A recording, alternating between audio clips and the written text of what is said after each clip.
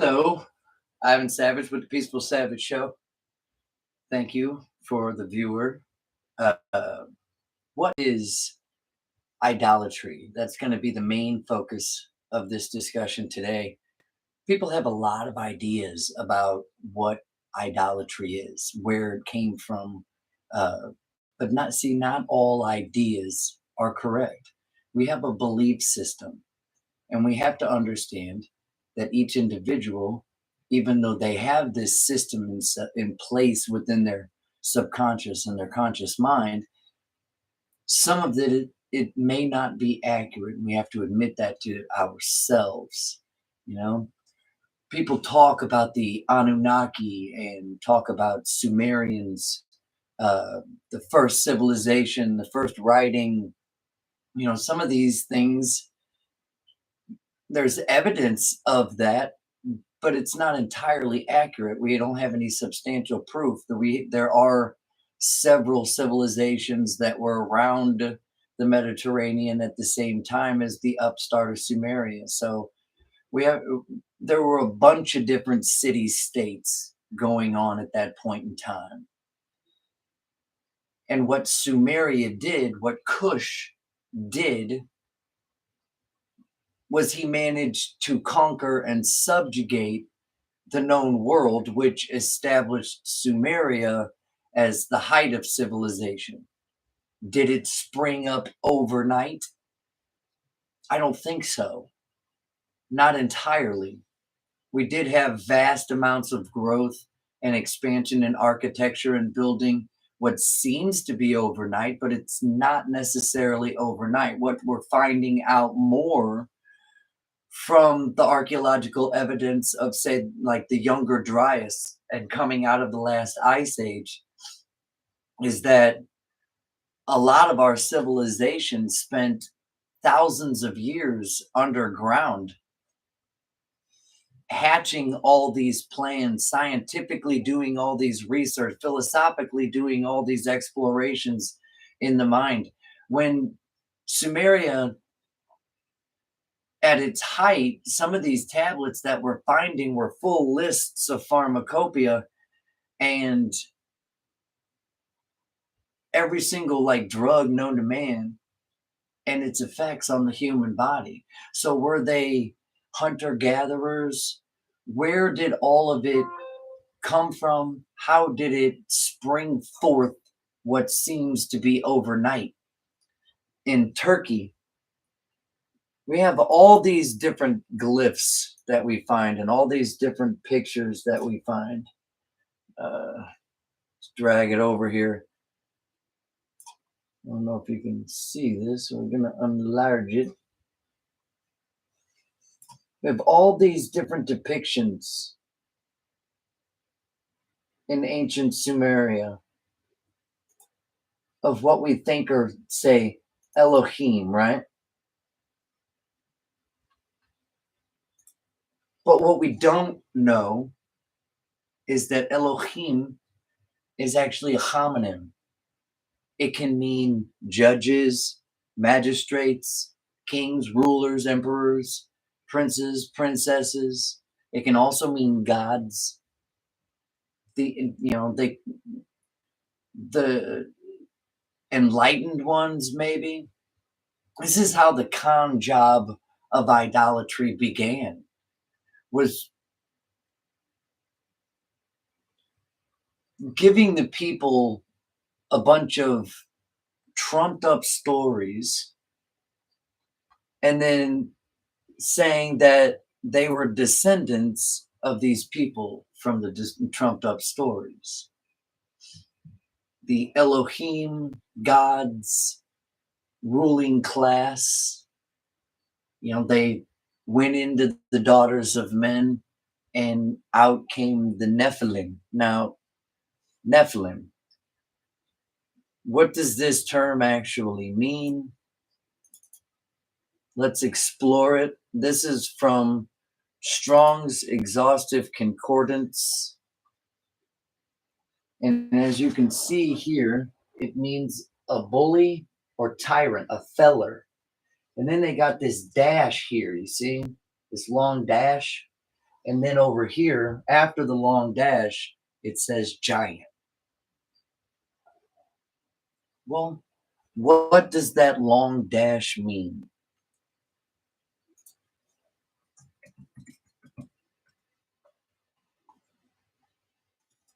They tell you all the way in the beginning of the book what that long dash means.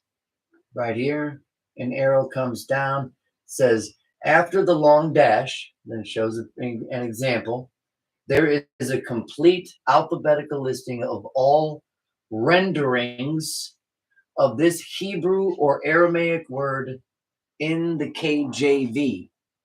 What renderings means is that it doesn't necessarily mean that in the Aramaic or the Hebrew, but they made it mean that in the KJV to suit a certain narrative. Now, I'm not saying that giant people, huge people didn't exist at that time or even now. You know, scientifically, that would be a stupid statement to make. We have found lots of skulls for whatever reason the Smithsonian wants to hide it. I don't know. I mean, even George Washington found a massive skull in the mountains in Virginia where they were actually digging in to fortify their position in the French War. Uh, some writings say that he spent long hours staring at it, you know, trying to figure out the origins of man. You know, there's a lot of stories out there. You know, we look at the gods as if each civilization really kind of had their own, and that's not necessarily the case. They didn't have their own. What they are is new names for the new languages. Take Marduk, for instance. He's Baal. He's also Malek, Malak, Baal, Baal Zebul, Ra, Amun Ra. It's all the same guy. It's all based upon the same mythos of divinity, right?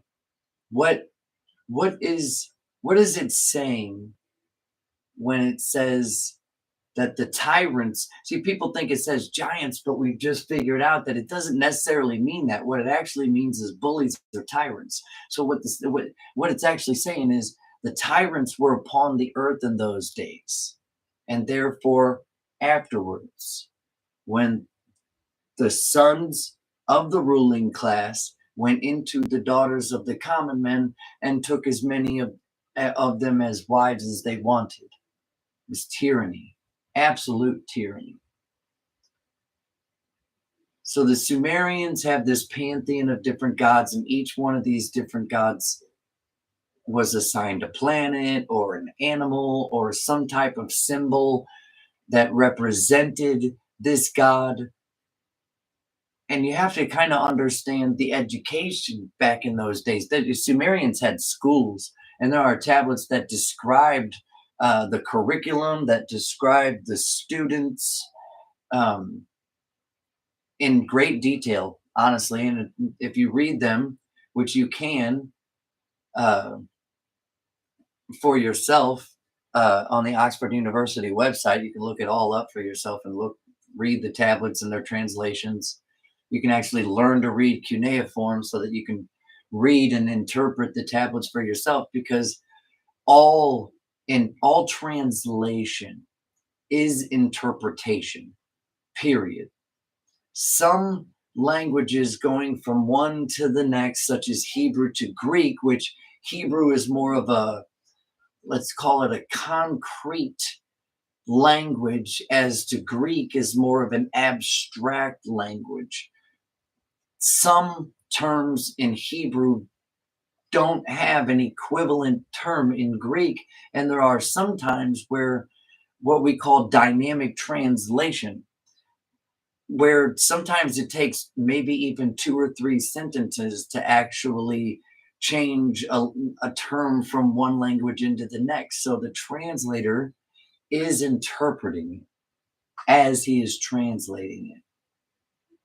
Now, that is true that 5 different people can read a certain passage in the Bible and all 5 interpret it a certain way and differently, you know, but not all can be right.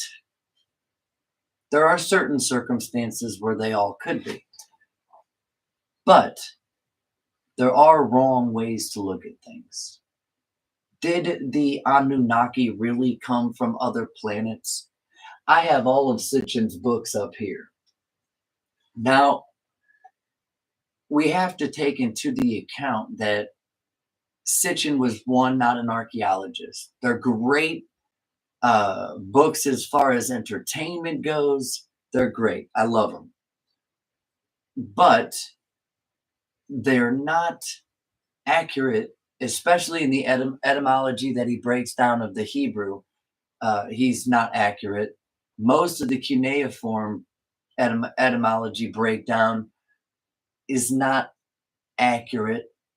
And topple that with the fact that there's no actual tablet evidence to support most of what Sitchin wrote in those books. Like most of these books up here are Sitchin, Anunnaki, the Myths of Ancient Egypt, the Anunnaki Chronicles, more Sitchin, the Lost Book of Enki, the Anunnaki Bible, esotericism, symbols in the universe. You know, even like Billy Carson likes to talk about Sitchin and the Emerald Tablets, but the Emerald Tablets by Dorial, which I have right there, although it contains a lot of really profound thoughts, it cannot be proven. There's no evidentiary proof, and more likely a hoax than anything else. And Sitchin, although he was, I guess, might have been intentionally, he might have been trying to do some good, but really, we don't have any evidence whatsoever that people came here from another planet and mixed their DNA. There's nothing in the Enuma Elish that actually says that, or the Atrahasis. It does talk about the Enki and Enlil. Those are some of the pantheon of the Sumerian gods, quote unquote, the Elohim, but they weren't supernatural beings. They were just the ruling class. They weren't endowed with anything more than education, knowledge. They were smarter, I guess you can say, than the average human being that didn't get taught anything, wasn't in the schools. You had to be almost an aristocrat to be able to get into the schools for a very long time. Our school systems now, where everyone basically goes to school, is not the norm throughout history. You had to be from a well-to-do family in the Sumerian classes in order to be educated to the extent that the enlightened ones, or the ones from heaven, came, Anunnaki, to earth.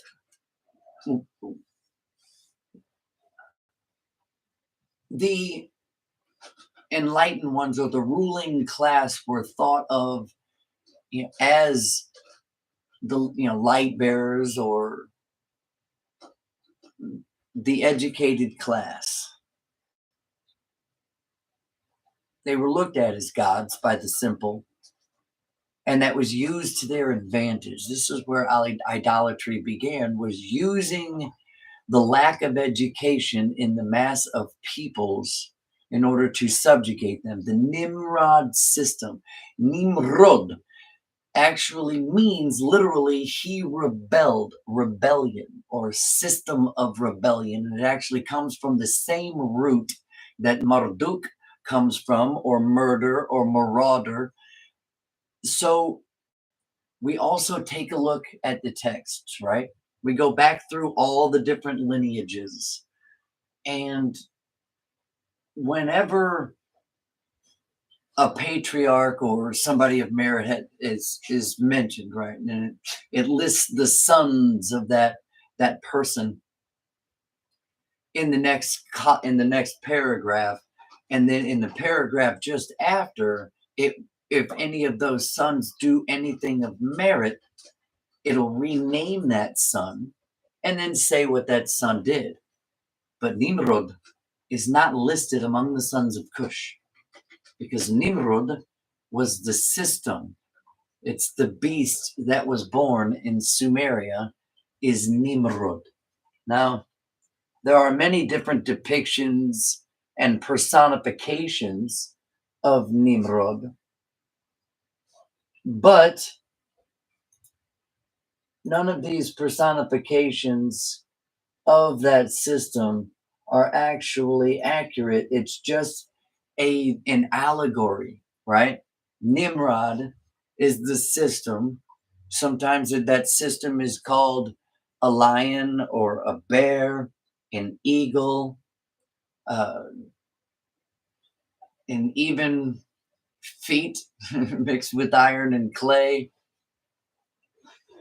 That Nimrod beast system is the system based upon the worship of deified dead people, thus giving the so-called descendants of these deified dead people the divine right to rule,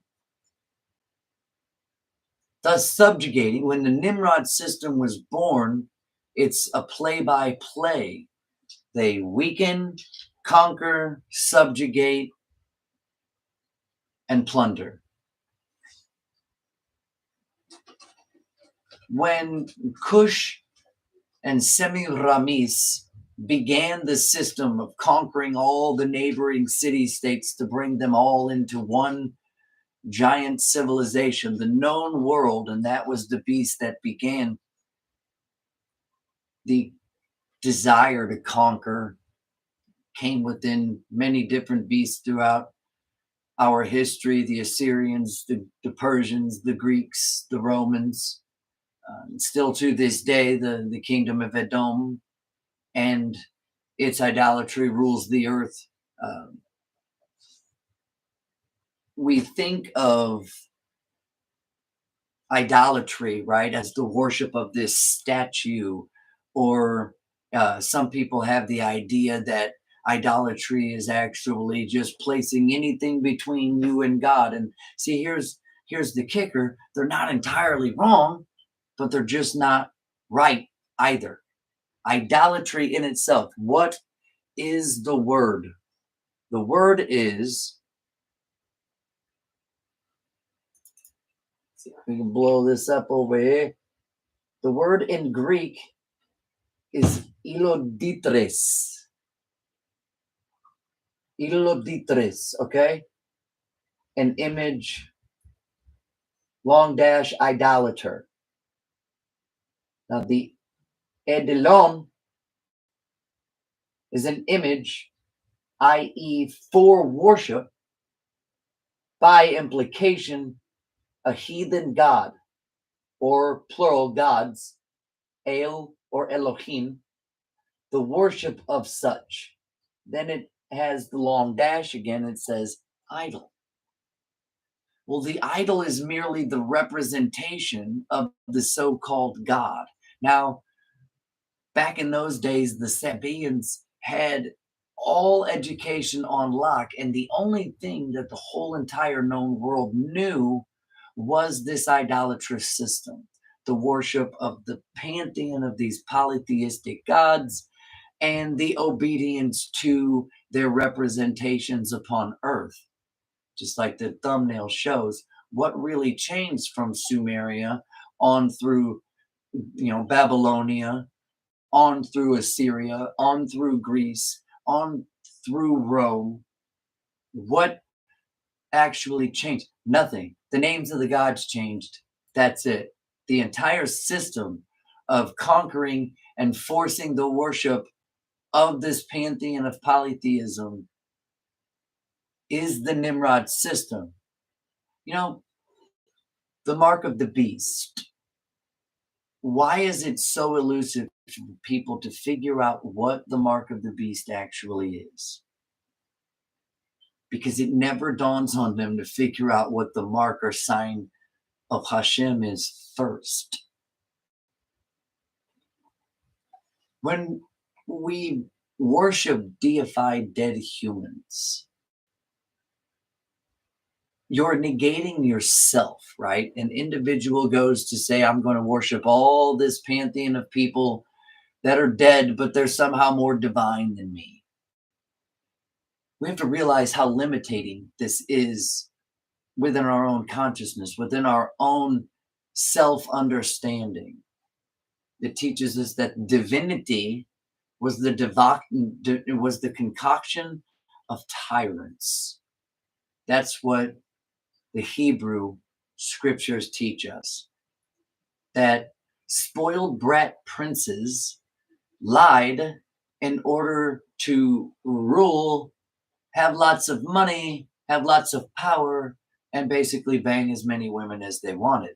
But see, no, people don't want to believe that. They want to believe that it was these alien people that came down to Earth and had sex with human women and created these race of reptilians and giants. And is it more plausible that a human would lie in order to be able to rule? More plausible to tell whatever stories they had to tell in order to maintain their ego and maintain their power? Rulers been jockeying for position over the plebes for thousands upon thousands of years.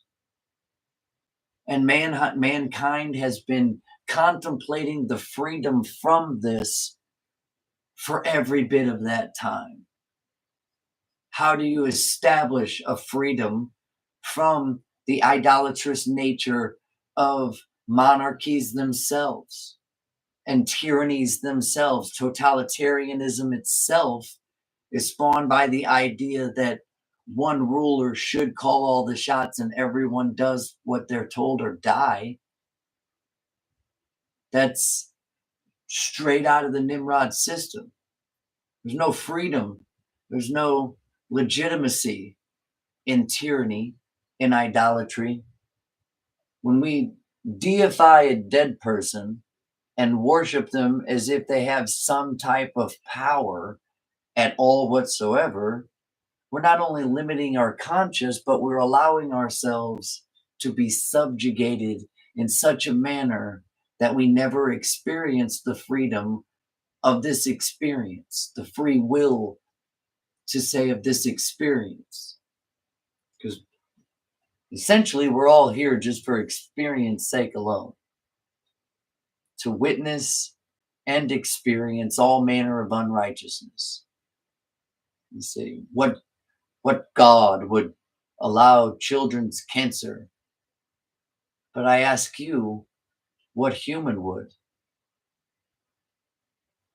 We know that there are a lot of cures that are being held in copyright and patent secrecy. We know this. Pharmacopoeia, big pharma, they don't create cures, they create customers. We all know this, most of us anyway. So disease, infection, these are man-made perpetuations. Hashem gives us all of the fruits, vegetables, herbs, spices, which are legitimately cures to all of those things. Yet the truth is oppressed, and big pharma keeps selling. When tyranny rears its ugly head, the one thing that we can search back through all the history books like Xenophon, Landmark Arian, Caesar, Josephus even, Philo, Tacitus, Theudius, Herodotus, And even Plato himself gave the ideas that in order to unite a full people, there had to be a common enemy. So the one thing that any tyrant needs to do in order to gain control and power is to create a common enemy. Political intrigue, propaganda. The only thing new about the propaganda these days is the mediums and conduits in which we get it. Nowadays, it's all technologically shoved in our faces. Back in those days, it would be talked about on the roads. It would be talked about in the, I mean, there were bars, taverns. The Sumerians had beer. In fact, they paid most of the workers in beer. In Egypt, it was the same. They had bars, they had brothels, keeping the people entertained to subjugate them. Now, I'm not saying that entertainment is wrong or entertainment is bad. Entertainment is actually good. Art, uh, the expression of self. Language is the expression of the mind. Art is the expression of the heart. You know, we need art. When art becomes propaganda is the problem. When people make the art with the sole intention of making someone feel a certain way, that's when we start seeing the issues. They have been dividing and weakening people for a very, very, very long time. You know, the writings of the English about the Danes, that they, you know, the Vikings, uh, were not very flattering, but the writings of other people give a more accurate account to who those people actually were. When you have a group of, like, say, oligarchs, the oligarchs put the king on the throne. I mean, we've all seen the shows. We all see and read the records. They all vote, right? See who the king's going to be, and then they go by what the king says. Lines of succession run through the oligarchs. There's nothing new in this. It's the same way back then. Now, Cush, when he established the Nimrod system, was married to Semiramis. Now, Cush ran around telling everybody that he was a god, just like uh, in Tanakh, the Pharaoh told everybody he didn't have to urinate, so every morning he would walk out into the Nile and he would urinate there so that nobody would see him taking a piss, so that his ruse of being a god that didn't have to poop or pee would be sustained. Cush told everybody that he was a god, but all of a sudden, Cush died in actually young age, even back then. And Semiramis, who was recently pregnant with child at the time, freaked out a little bit. Didn't know really what to do, so she concocted this plan that the baby in her belly, Tammuz, was the reincarnation of the father Cush. That is the original Trinity, Cush, Semiramis, and Tammuz, which the T of Tammuz was perpetuated down and then eventually became the cross of Christianity. Just that most people don't recognize those symbols because they never go back far enough to learn the difference. The problem we have with, like, say, TikTok is that, you know, a lot of flashy little uh, videos is cool, but, you know, a flash of video and saying some claims doesn't necessarily prove anything. And there's a lot of misrepresentation of facts coming from it, and even YouTube. Like, I tell everybody, you know, I don't want you to ever just straight up believe me right off the flip, ever. What I really want you to do is crack open the books, get in there, dig in, learn, and try to prove me wrong. That's kind of all I ask. So, the birth of idolatry was the birth of beast, the worship of divine beings that are like, do you not breathe, think, imagine, create, live each and every single day, speak, build, learn? What makes a rich person more divine than a poor person?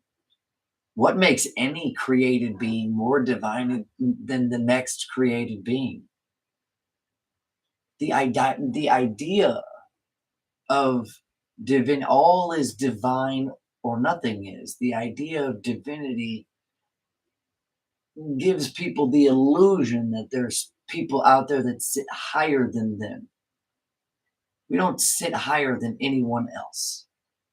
It says in Ezekiel, Hashem is not Yechezkiah. It says that Hashem is not a respecter of person.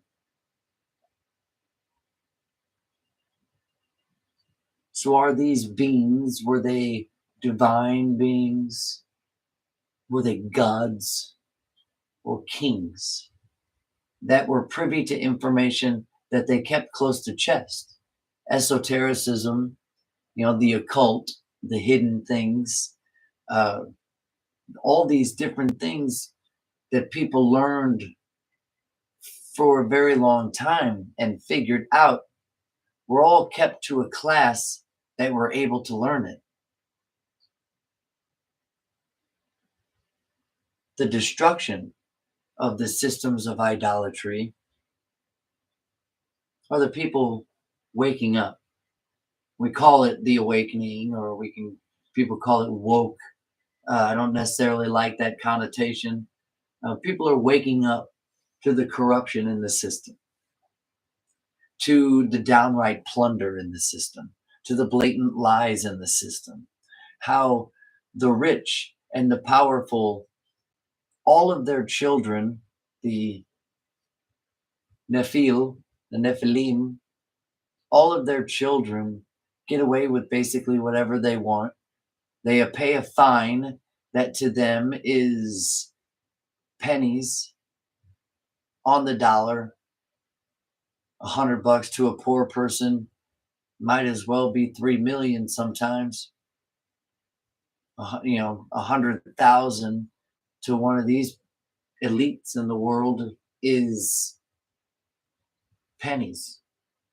They don't care. Laws that can be broken by a fine are only illegal for the poor.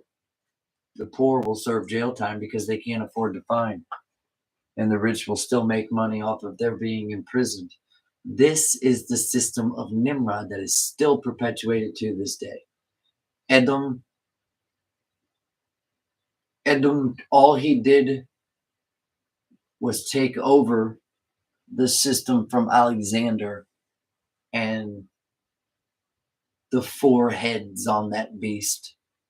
And out of them came the little horn of Edom from Greece. Came a lot of things. Philo. We have a lot of evidence, a lot of books to read, and a lot of things to rediscover as humanity, the whole of it. Not anything should be withheld from anyone to learn. What we call education today is an absolute joke. And I think we're all learning that education is an absolute joke. They don't teach anything about what it means to survive in this system, just to be bounced from one experience to the next, just reeling from one oh my God situation to the next. Never really understanding that we ourselves, we can create the reality in which we live in by making moves, by making causes and bringing about the effects. We think that it's all under the control of gods. No.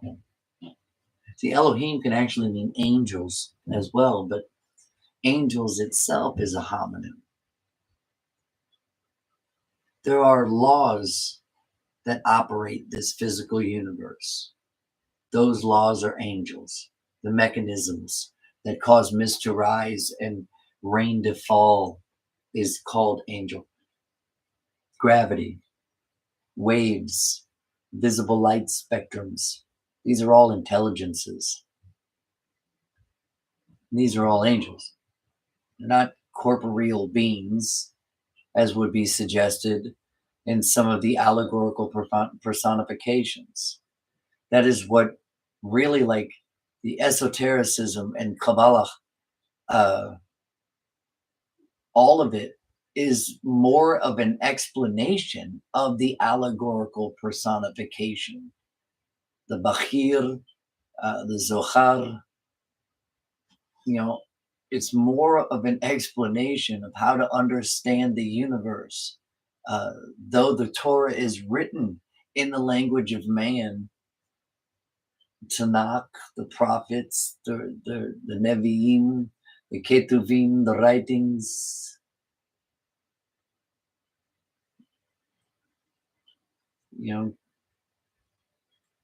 in Torah, we learn the judgment that each individual is part of a society. And by learning, we liberate that society.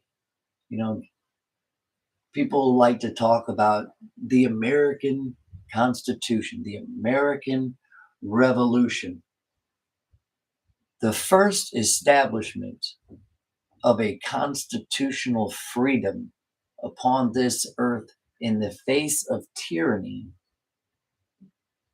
was the writing of the Torah.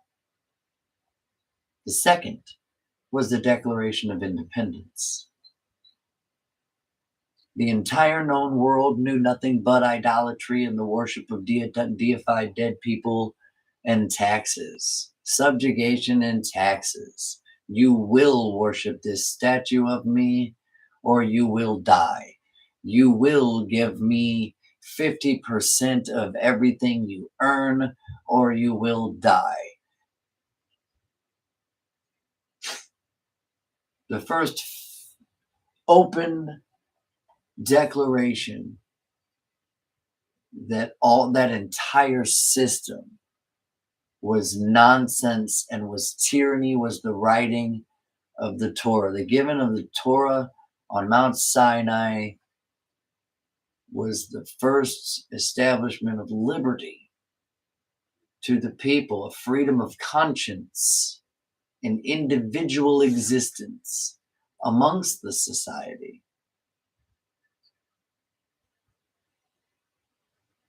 In the Nimrod system, you did what you were told.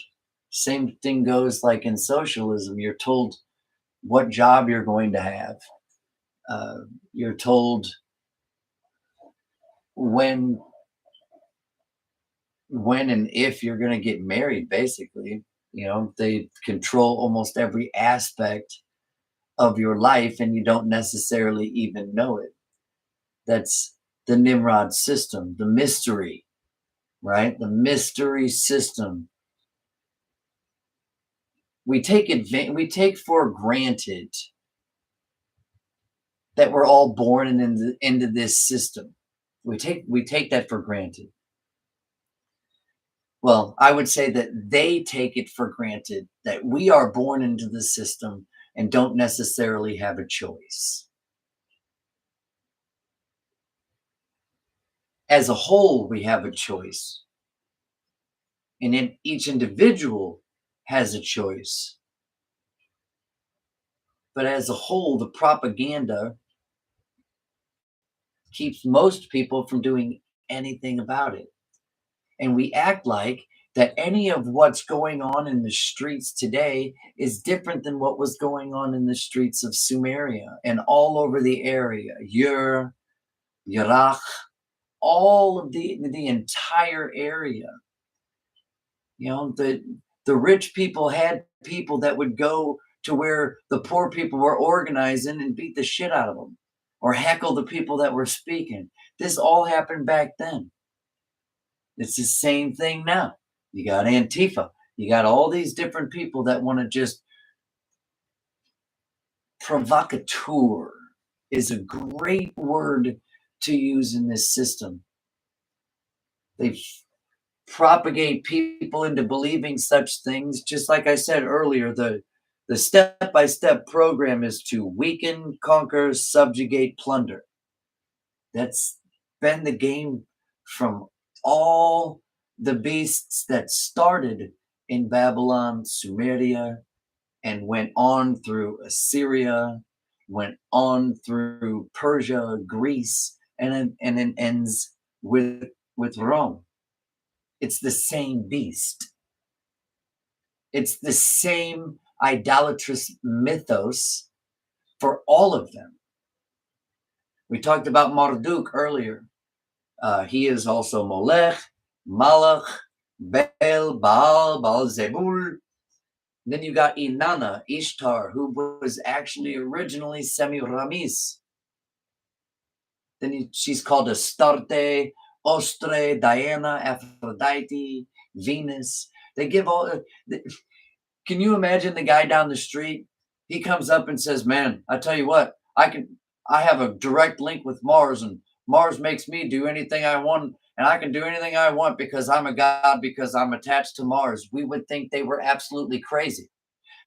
But back in those days, different story. The learn, if the learned ruling class knew when the next eclipse was going to be, all they'd have to do is tell the people they were going to shut out the lights if they didn't listen to them. Boom. The eclipse happens and all the people are freaked out. The ruling classes have always kept education, knowledge, and everything they possibly can to themselves, and feeding the masses nothing. Our school system now,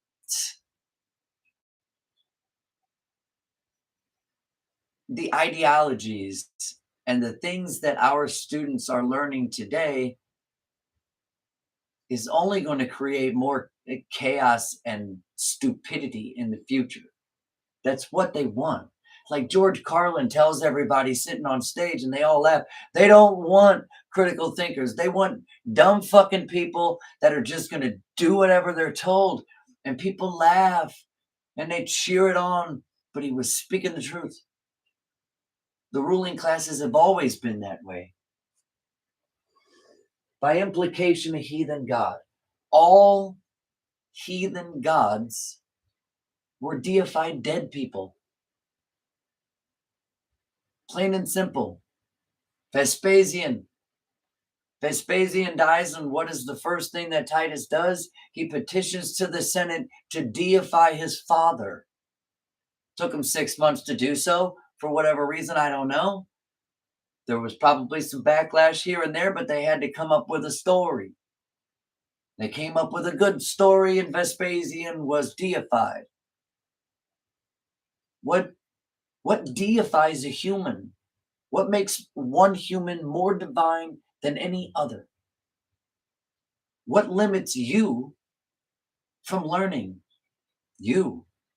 A system designed to tell you that education is a drag, learning sucks, that the intellectual age is upon us, the intellectual age of man. The Yugas, the Vedics, they all speak of a time when the consciousness of humanity rises out of the stupidity, rises out of the ignorance, the Kali Yuga, the age of ignorance, the ignorance of lip. Now, it all speaks of these cycles of consciousness, which eventually became the zodiac. And the symbols ended up being deified. as representations of this so-called God and that so-called Marduk, Mars, Venus, Lemu, Lamu, An, all these different names for all these different planets. That's all they knew. They're the education of the Sabaeans did not rise above the spheres in the heavens. The heavenly spheres were the top of where these people and their thought process stopped. They didn't think beyond that. The idea before Abraham or Yitzhak, Yaakov or Moshe, before the idea that one being controlled the entire universe was unheard of. No. The ruling class said, no. This God did this thing, and this God did that thing, and we're all actually descendants of those people who did all those magical things. So you have to do whatever we say and, give us all your money, give us all your goods, because we eat a lot. And you're going to have to give us a few of your daughters. As I said earlier, is it more plausible that human beings created a system in which they could continuously rule masses of people and never have to worry about going hungry, never have to worry about going broke? You create the system in which prints the money and you can pretty much do whatever you want. They had money back in Sumerian days. They had means, like some of the tablets are actually receipts for services rendered on repairs and construction done to a house. One tablet was a receipt for copper that a metalsmith had bought, and his complaint in another tablet was that it was inferior copper. So these people were either very advanced or they were hunter-gatherer types. They were very advanced. There were over 250 characters in their written language, and it was almost entirely monosyllabic. What up, Josh? It's good to see you, homie. We were discussing idolatry. Now, idolatry, idolatres, you got to kind of ask yourself, why is the word the same Greek and English? All they did was kind of change the pronunciation of the word idolatres to idolatry. Why are the two terms the exact same? Why didn't they actually translate it into English? That's because if they did, it would actually legitimately say God worship, the worship of any god. All the heathen gods were deified dead people. And I really can't stress that enough. These people, they were people, and that's it. That is what idolatry is. It's not simply placing dancing before God, which, placing anything before the conscious universe. Your connection with the conscious universe is like severing your connection to source. So can it be idolatry? We have an idea of what it is, but is that idea accurate? When it tells us that the real true definition of it is the worship of any god. Now, how do we reconcile this with the worship, say, of Hashem, or who people call God?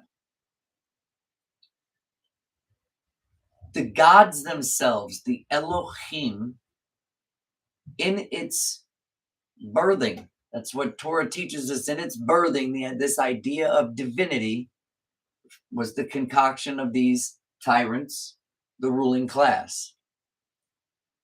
They're the ones that set the parameters of what makes a god and who is a god. They're the ones that decide what the representation. We all know the story of Nebuchadnezzar. Built the big old golden statue Daniel tells them that, hey, man, the statue of gold, silver, bronze, and clay, your kingdom's going to fall. Your beast is going to fall. He says, no, it's not. Builds the golden statue anyway and forces everyone to worship it. It's the same thing. But see, here's the kicker. The truth never has to be spread at the end of a sword. Only lies do. So you take that logic, and when people go to proselytize into their idolatrous religions, back in the day, they did it by sword. I mean, the Muslims were straight up tell you the turban of the sword, and they'd line people up. Crusaders did the same thing. What's the difference? What actually changed?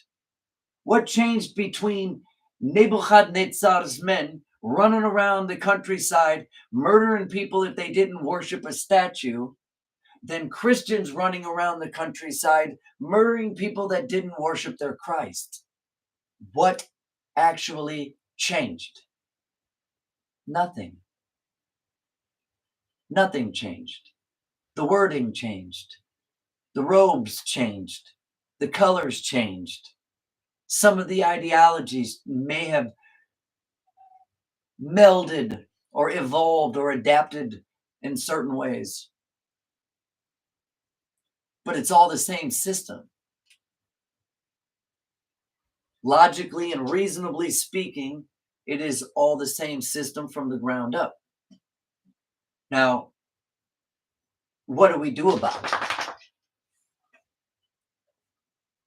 What can we do as individuals? We can learn more. We can discuss more. We can definitely do that. You can have more meaningful discussions with people. But most people these days, they don't really actually want the truth. What they want is confirmation that what they think and believe is the truth. People have ideas and run off, and then they say anything else is misinformation or disinformation. Where do you get your information from? Where do you get your information from? We should all be getting our information not necessarily from the exact same places, but we should all have the same foundation of the originals, the foundation of historical evidences. We can't make the correlations between these systems without learning exactly how each and every single one of these systems operated. We get these little bitty overviews that really don't teach us much of anything. In the Sumerian schools, they would have teachings of dialogues.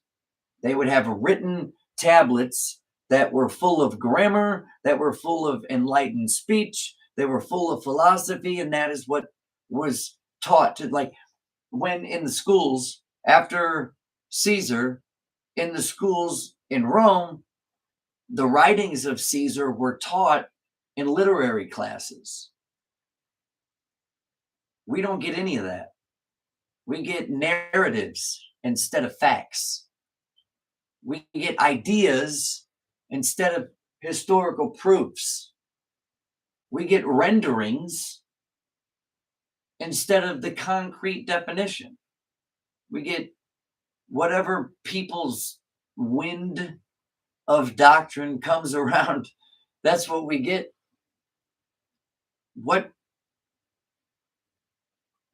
makes us think, this is what's, as far as every single civilization that I have researched, which is just about every single one of them, aside from maybe some Amazonian tribes,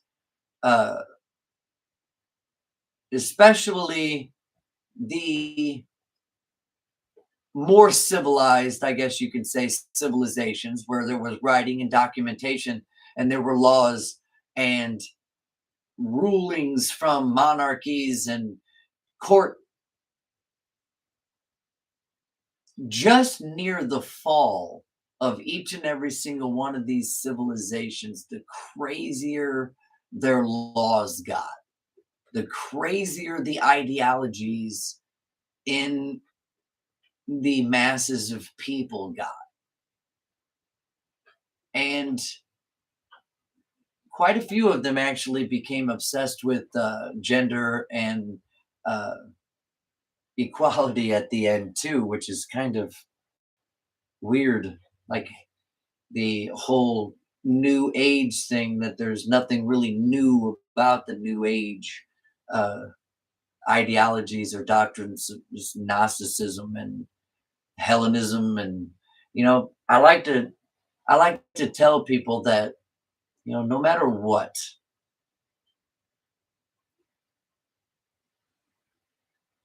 that all philosophies, doctrines, uh, ideologies, what have you, that are spawned from lies and delusion is still delusion, no matter how plausible those ideas or philosophies are. Like we we really want to believe in aliens and uh, mixing of DNAs and shape shifting reptilians and all these extra things. We really want to believe these things because the rational and the reasonable isn't as glorious, or I guess you could say imaginative, which is ludicrous to me. uh, Conscious universe creates intelligences and creates physical matters within the consciousness. The foundation of physical matter is consciousness, and we are all experiencing these things. Like, it wasn't the brain that formed and certain chemicals just started firing off, and all of a sudden we grew some eyeballs and we could see the physical universe, and we could learn, work our way through it and perceive it and understand the experience. But it's the other way around. Consciousness was present, and that consciousness created the brain and the eyes and the body and the feet and the hands in order to experience the physical matter that was formed around them. The autonomous consciousness. Some consciousness formed planets, some consciousness formed stars into full solar systems and galaxies. That most of what we see out there that we think are stars are actually more galaxies. That's incredible. It's incredible. That means that there are hundreds and hundreds and hundreds of trillions and quadrillions more systems out there, which makes it even more implausible that life doesn't exist somewhere else out there, right? Like Drake's equation, there's got to be something else out there upon these planets. And okay, I'll agree with you. Mathematical probability alone says that there has to be something somewhere else. But what if there isn't?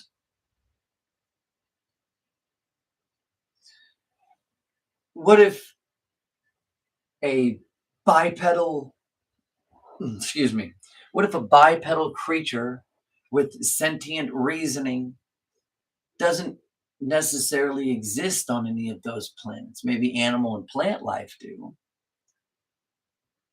But let's say that one of these civilizations on another planet managed to be able to go out into space, the expanse, rakia, what they like to call the firmament.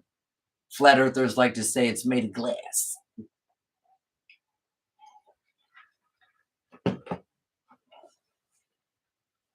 Now, the expanse, the rakia, from our atmosphere around our planet all the way to the sun and whatever type that surrounds it, everything be that in between every planet, moon, and star is what is called the firmament, the expanse, the rakia. It is so vast that even if there was sentient, reasonable life, bipedal creatures on these planets, I personally don't think they'd be able to traverse it in order to get here.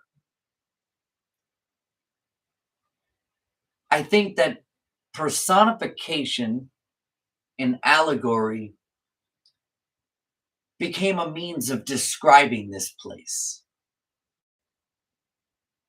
But not only describe this place, but also it served two purposes, that Nimrod system, the polytheistic philosophical ideologies that came with it, served two purposes: to describe this place and to subjugate the masses of people for plundering.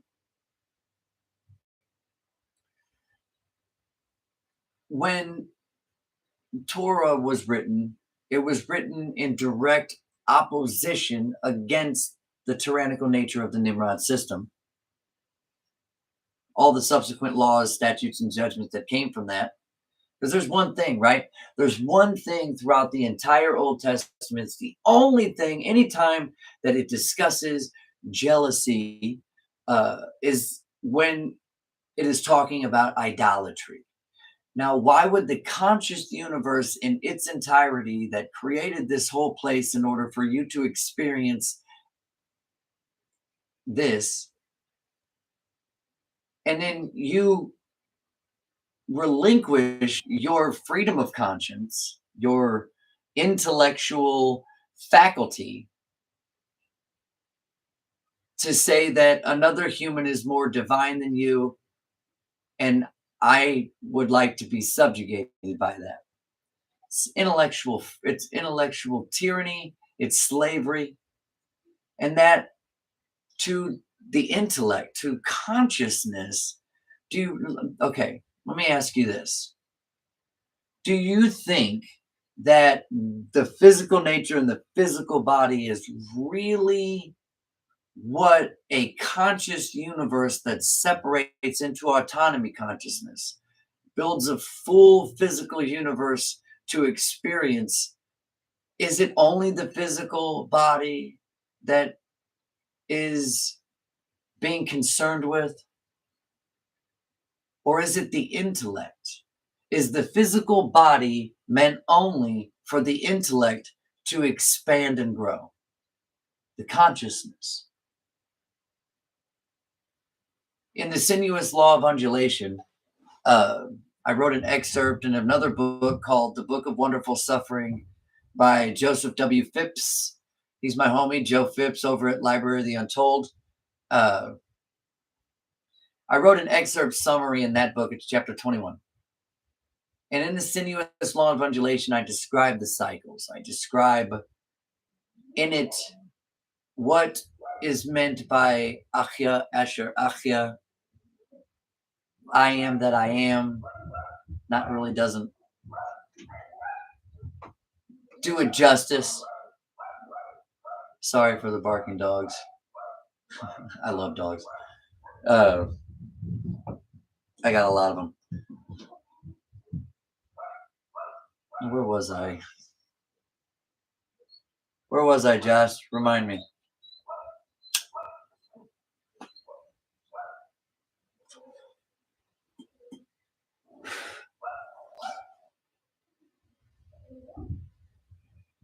The mental slavery. The mental slavery of idolatry. True liberty and freedom is to be able to explore this physical universe, to not only explore it, but to straight up fuck around and find out. Science, mathematics, and even just experience and pleasures alone. You know, there are things that are beneficial and there are things that are not beneficial.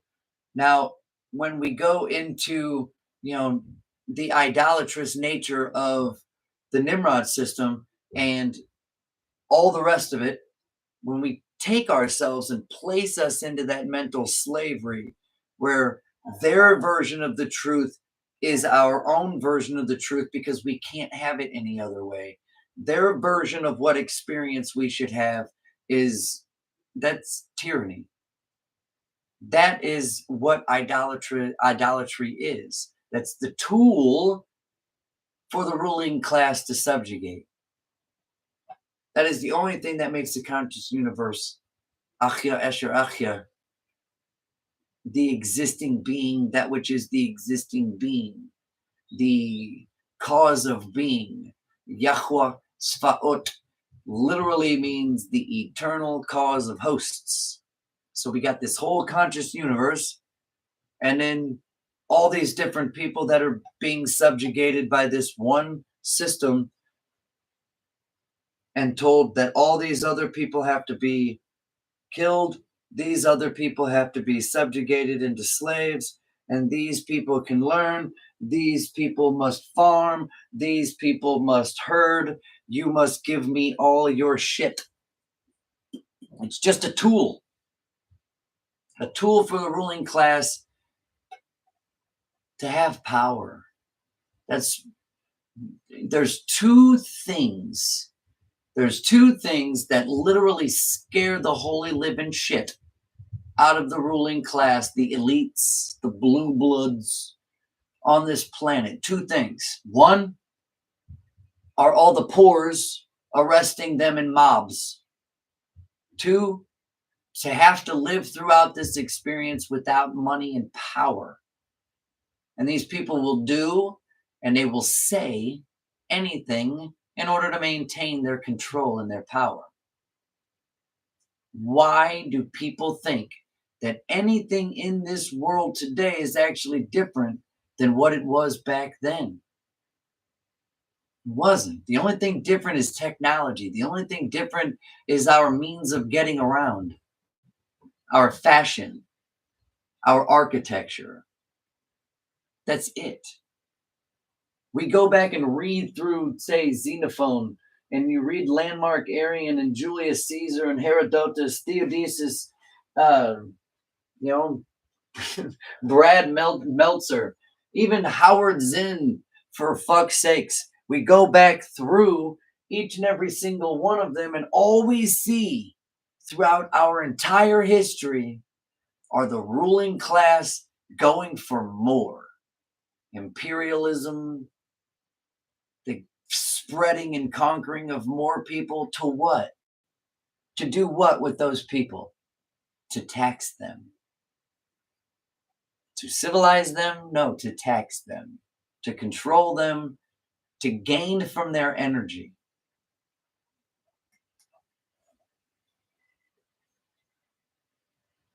This is Hannah Arendt, The Origins of Totalitarianism. Great book.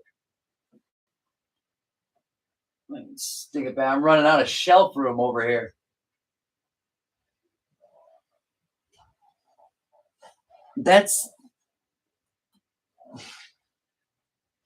See how I can describe it another way.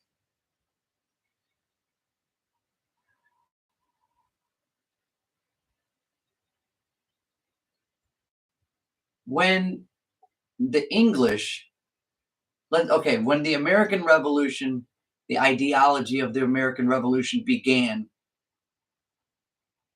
the American people, the people on this island, they told the English monarchy that they weren't going to be under any more subjugation. But was it really just the English monarchy that our founding fathers knew that they were revolting against? If you read our founding fathers' letters, you'll realize that it wasn't just the English monarchy that we were fighting, but basically all the monarchies what did Thomas Jefferson call it? The unholy alliance between all the monarchies that had been at that time subjugated by the Catholic Church. They talked about how there could be no education if the Catholic Church remained in control. These are all within our founding fathers' letters to back and forth to each other. John Adams and Thomas Jefferson actually wrote a lot about these things. Why is education so important? Why is learning so important? Like, in My Bondage and My Freedom by Frederick Douglass, he describes how education made him unfit to be a slave. Why? Because the intellect, that consciousness within us, that intellectual faculty. The other day, in my conversation with Joe over at his crib, I kind of started talking about, like, around each and every single individual's heart, around the heart, there are roughly 35 to 40,000 neural cells, brain cells around the heart. And they have a link. They fire back and forth. The secret is to connect them. The duality, the left and right. We talk about that with the Wim Hof.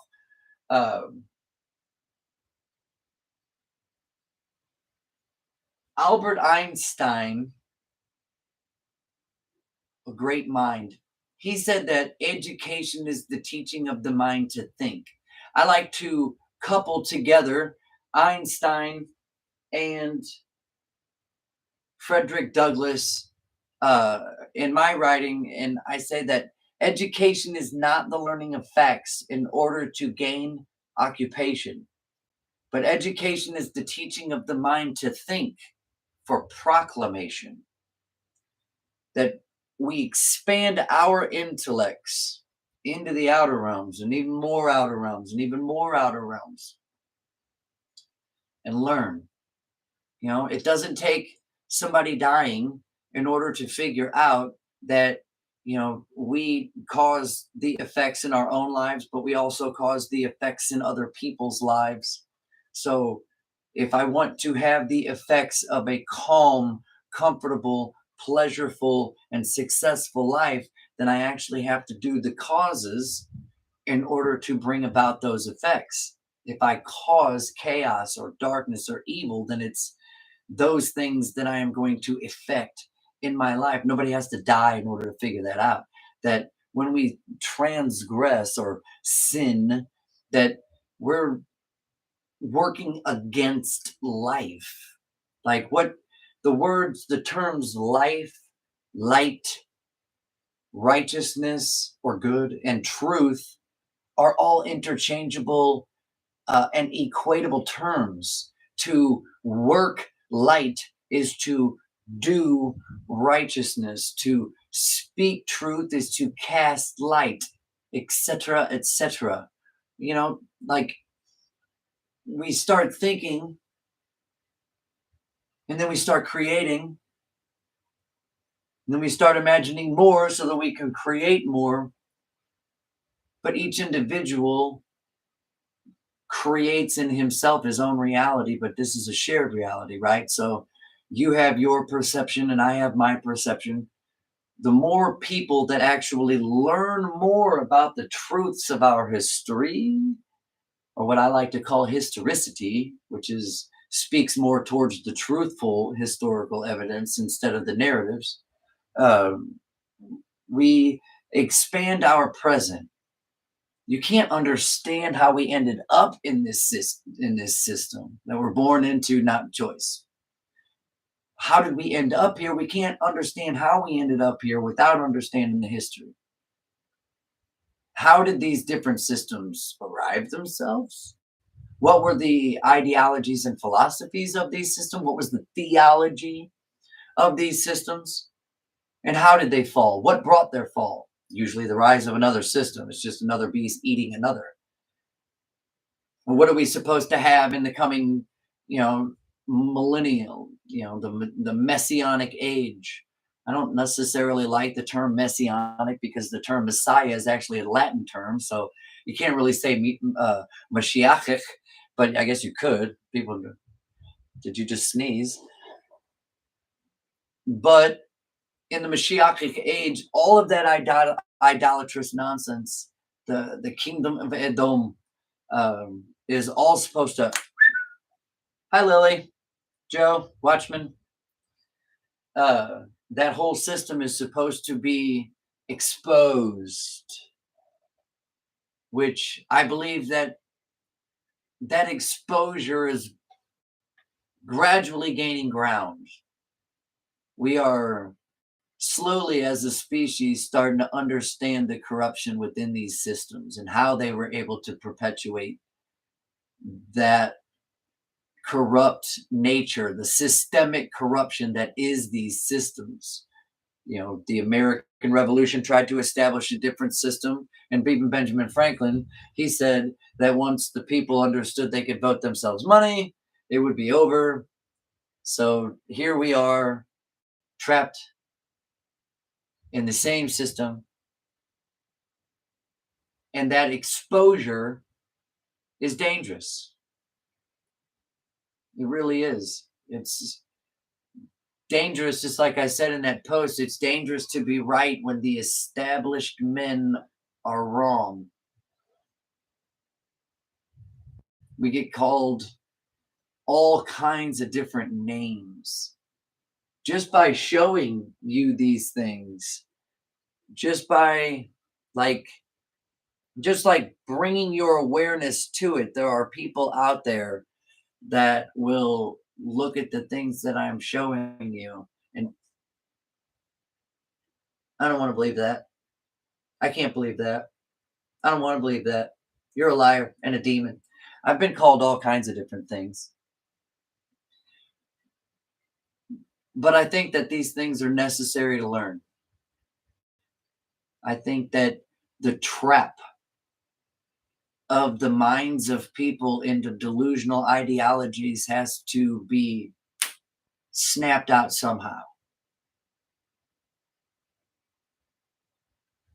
Everything that I've learned, I feel as if I have almost an obligation to share it. I don't know necessarily why I feel this obligatory uh, intention, but it's just look around. We can't perpetuate ourselves in this system any longer than we necessarily have to. I think that we, as a collective, as humanity, need to bring back the gatherings. Like back in the day, you'd have a whole bunch of people that would gather and just sit around and talk about ideas, about history. We don't do that. All we do on the internet is argue and then block the people that don't agree with us. Debate, free and open debate about, there's even a debate on, the the realness of idolatry, right? Like I said in the beginning of this video, people have their ideas of what it is, but are those ideas accurate? We have to learn in order to find out. And if those ideas are not accurate,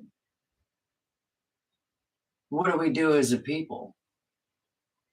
There's no real polite way to tell people that you've dedicated your whole life to a con job or a lie or a simple delusion, a misrepresentation. But there are people for these same delusional ideologies that are willing to strap bombs to themselves and to children and blow up other people.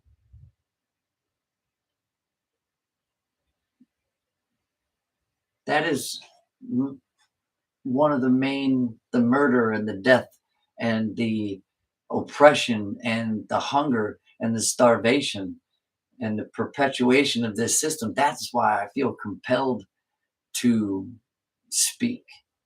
And that is why I was really compelled to learn. I needed to know, I needed to understand. I didn't understand why this world was so fucked up.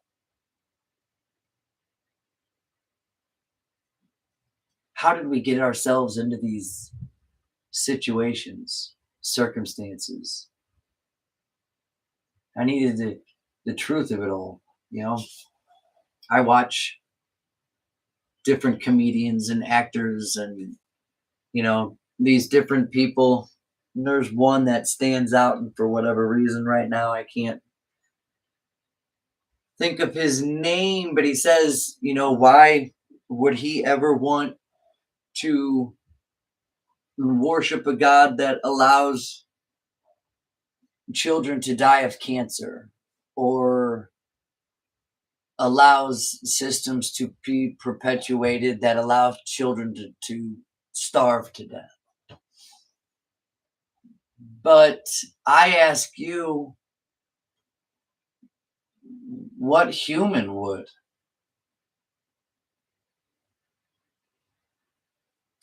Like, what human allows these things to happen?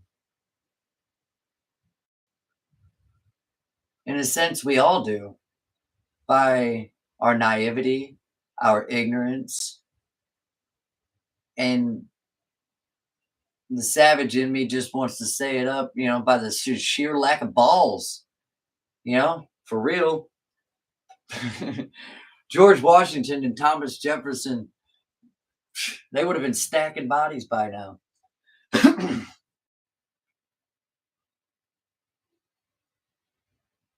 what what humans allow these things to be perpetuated? We want to place them off on, this creator, right? We want to place all the blame on the creator when humans are the ones responsible for creating this system. The system Hashem designed is almost completely ignored. Humans are responsible for the children dying of cancer and the refugees from war. We are responsible for that. We are responsible for the pollution of the earth, have full species of birds that are dying out because they keep inadvertently and accidentally feeding their offspring plastic from out of the oceans. We created that system, humans did. We systemically perpetuate that system, humans do. Why does he allow it? Free will. Like universal free will. The accidents, the causes. How can you take a cause away? Once a cause has been made, the effects are unstoppable. There's no take backs. So as these things are created and spread, as more and more chemicals we place in the foods and in our livestock, on our plants, pesticides, the more things that we do in order to screw ourselves up, the less shot we have at doing anything to stop any of it or have any kind of real life. We let it go on. But we want to blame a creator for our creation of idolatry. He said, hey man, this is what you want to do. I'm going to let you do it. I'll let you build. Now that you want to build this tower, now that this is what you want to do with one language, Okay.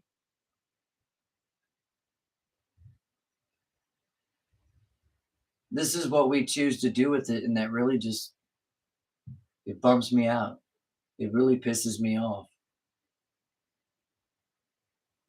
This whole experience can be a heck of a lot better when we find ourselves trapped within these systems. The censorship is nuts. I haven't done anything with my podcast in 3 years because my whole platform got gutted. Like, absolutely gutted. I didn't know what I could say, what I could talk about. I don't know how to necessarily present the information. I'm working on it, but I wanna make sure that get I can disseminate this information without being censored, without being shut down. You know, you don't say something they like, oh, demonetized. You know, like I don't want that to happen to me. So I hadn't really done anything in quite a long while with it. Uh, I had a bunch more videos, but like I said, it got gutted. They just started taking them. So I want to come back out now uh, and start doing more lives, start doing more prearranged videos, talking about these things, teaching these things, showing what once I can get everything really fine tuned, I'll be taking a lot more snapshots of all these different books so that I can show you. I want to have another camera that's actually face down where I can place the book like underneath it and you can see it on the screen. That way I can pop them open, say, look, this is what this is. This is what this says.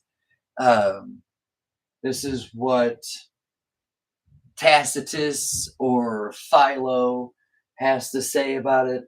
I have them all in their original languages. Thank you, Lily. Uh, I have them all in the original languages so that, we don't lose what's trying to be, we don't lose meaning in the interpretation of translation because what we end up with is interpretation of the interpretation of the interpretation of the interpretation of the interpretation of the interpretation that's all been redacted and has been re-edited and redacted again for another edit and another put out for so that we can see how that reacts and then no we'll take it back, we'll edit it again and we'll throw it back out there and see how that reacts with people. uh you know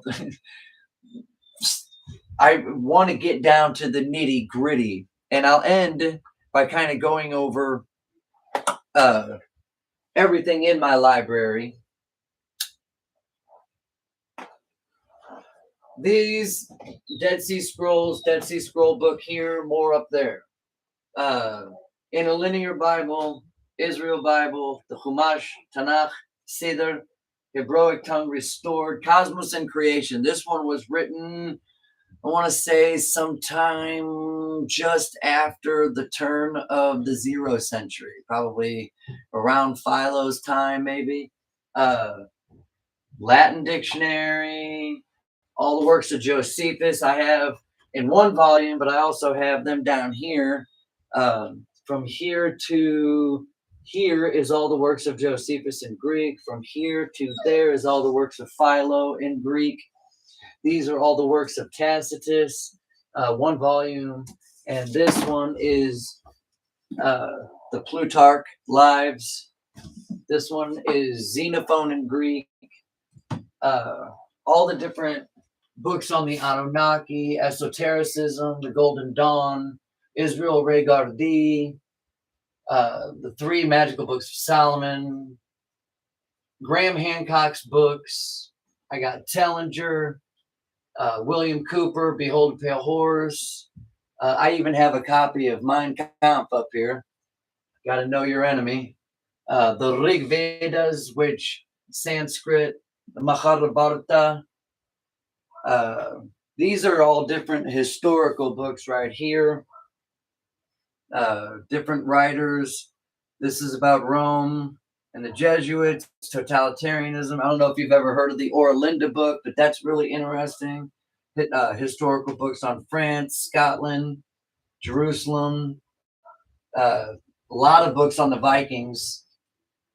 Got Medici. I got 2 or 3 books on the Medicis, the Borgias, the Romanovs. Even this book right here is actually written about my family. I don't know if you can see that. The Holders of Holderness. That's where my lineage actually came from. This book is really interesting. It's old as all get out, but this is the Dictionary of Welsh and English Surnames. When I was doing research through Ancestry, I had to get that in order to find a bunch of stuff. Mostly books on Christianity here and here. Heschel, all the different, I've got almost every version of the Bible you could possibly get, I think. I got the Quran. This beautiful book, the Constitution, the Urantia. I got a bunch of different books on lexicons, etymology, the Septuaginta. I got 2 different copies of the Guide for the Perplexed. I think I have 4 different copies of The Art of War because I really just love it. That's all my language books for the most part. The Complete Apocrypha, the Pseudepigrapha I have down here. I've got the Nag Hammadi scriptures. I'm working on buying those in the original languages as well. Here I've got Ankelos the proselyte. He was a Babylonian convert to Judaism, and he wrote a translation of the Torah from Hebrew into Aramaic, and that's what this one is. This is Ramban, who is Nachmanides, Rabbi Nachman.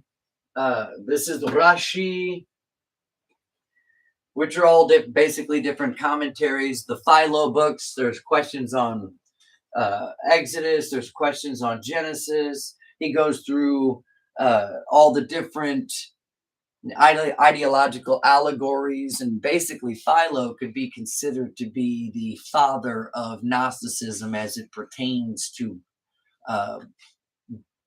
biblical philosophy.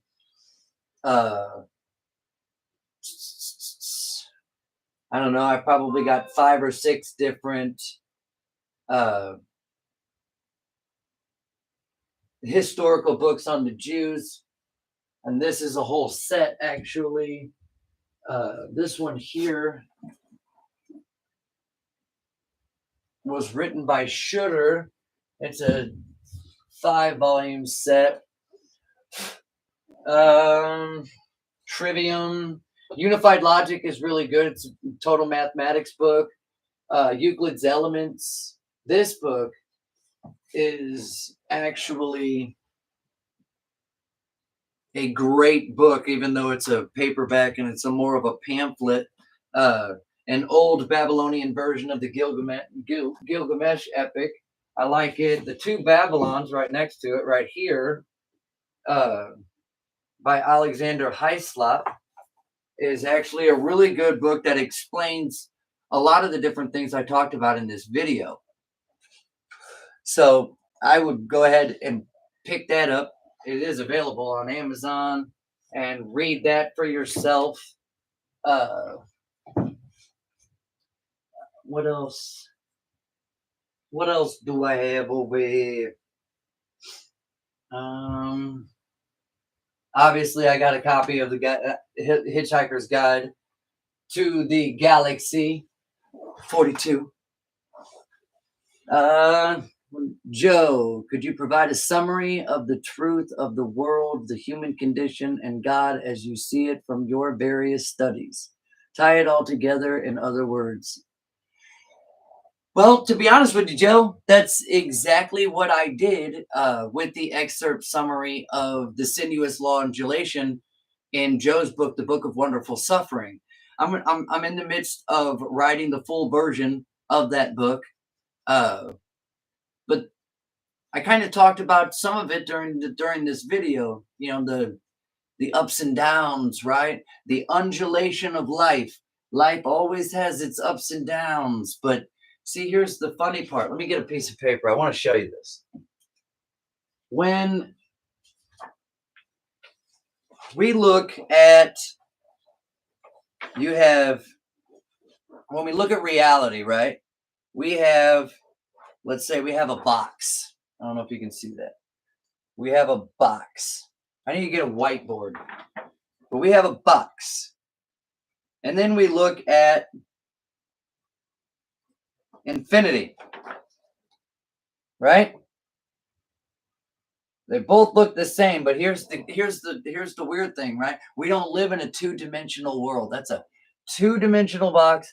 We don't live in a two-dimensional experience. We perceive three, so there has to be at least five, right? So we live in a three-dimensional reality, which makes this a cube. What does that do to infinity? Does it really loop back into itself? Or, here, hold on. Or does it,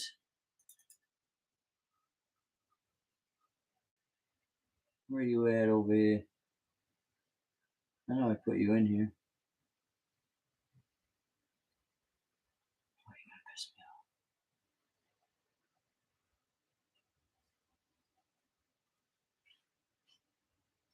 Huh. I know I put it in that file.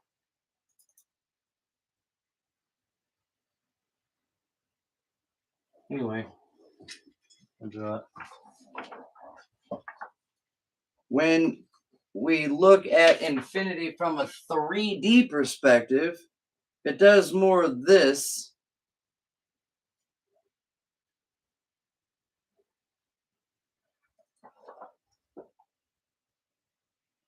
than it does looping right back into itself. And that's that sinuous law of undulation. We go, life has its ups and downs, but it knocks us from side to side, right? We're going, we're traveling, and all we do is reel. But see, I've never seen a bird fight the wind. You know? Not not often anyway. You never really see it. Because they have this instinct that why would you fight something that can actually take you to higher ground? The fight something that can take you to higher heights so that you could see more of the hunting ground and the layout. Just, you know, we go through our lives and we kind of always end up almost right back into the same situations. If you notice that, it's almost like deja vu.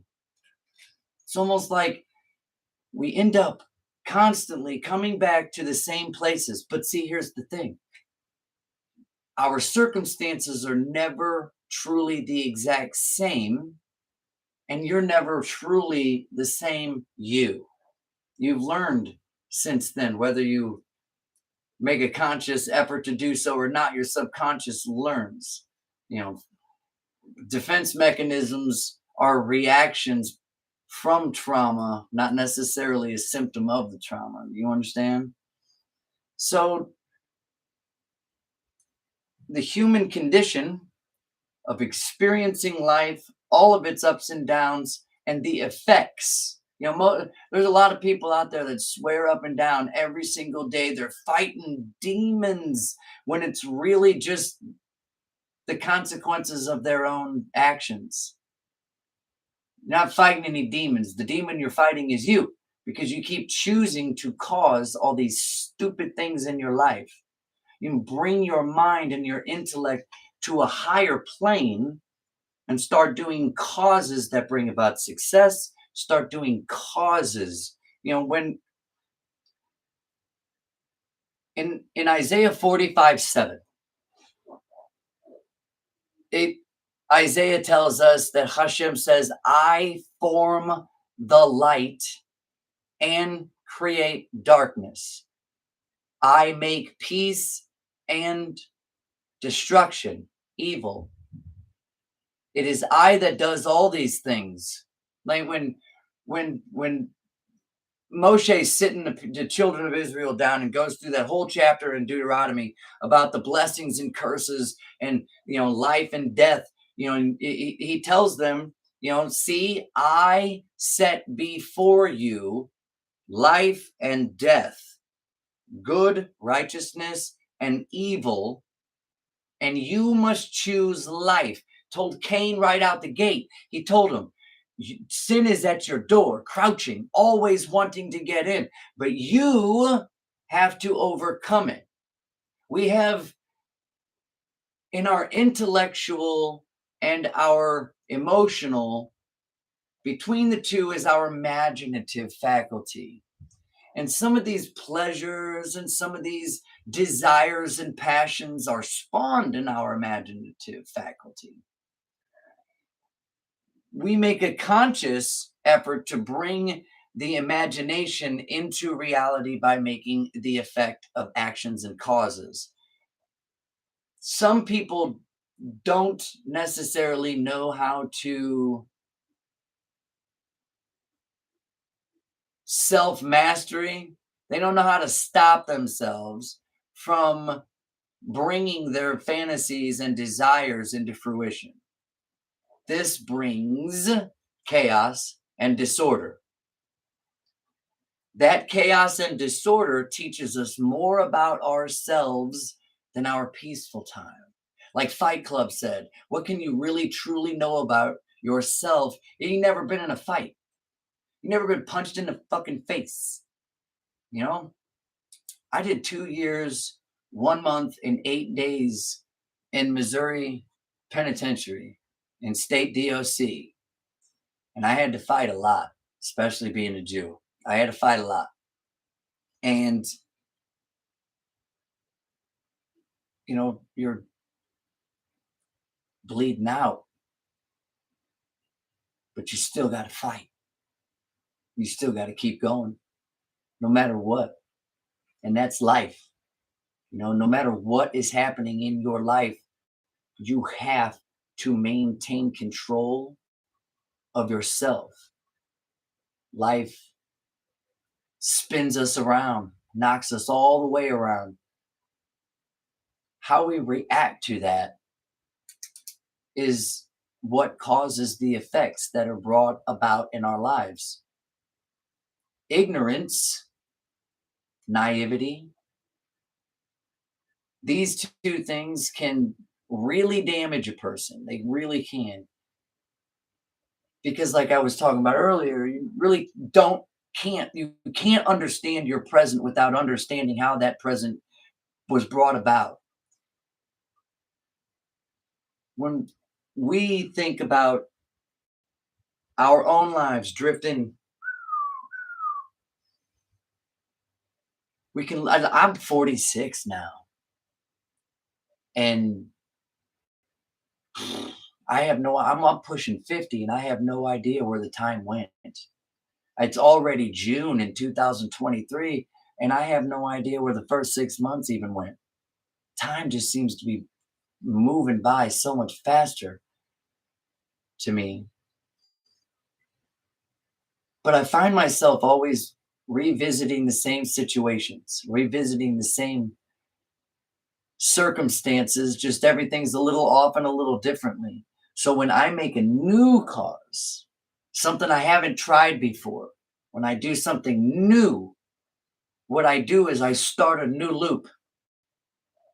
When I realize that my suffering and the cause of my suffering are actually one and the same thing, you close that loop. You begin a new one. And that new loop grows more confident. that new loop grows more successful. And as you smash goals, you place new ones and you ride that wind. You ride the waves, the momentum of life. It's like sometimes we can find ourselves in quicksand where it seems like every single fucking move that we make just does nothing but dig us deeper and propel us deeper into what is holding us.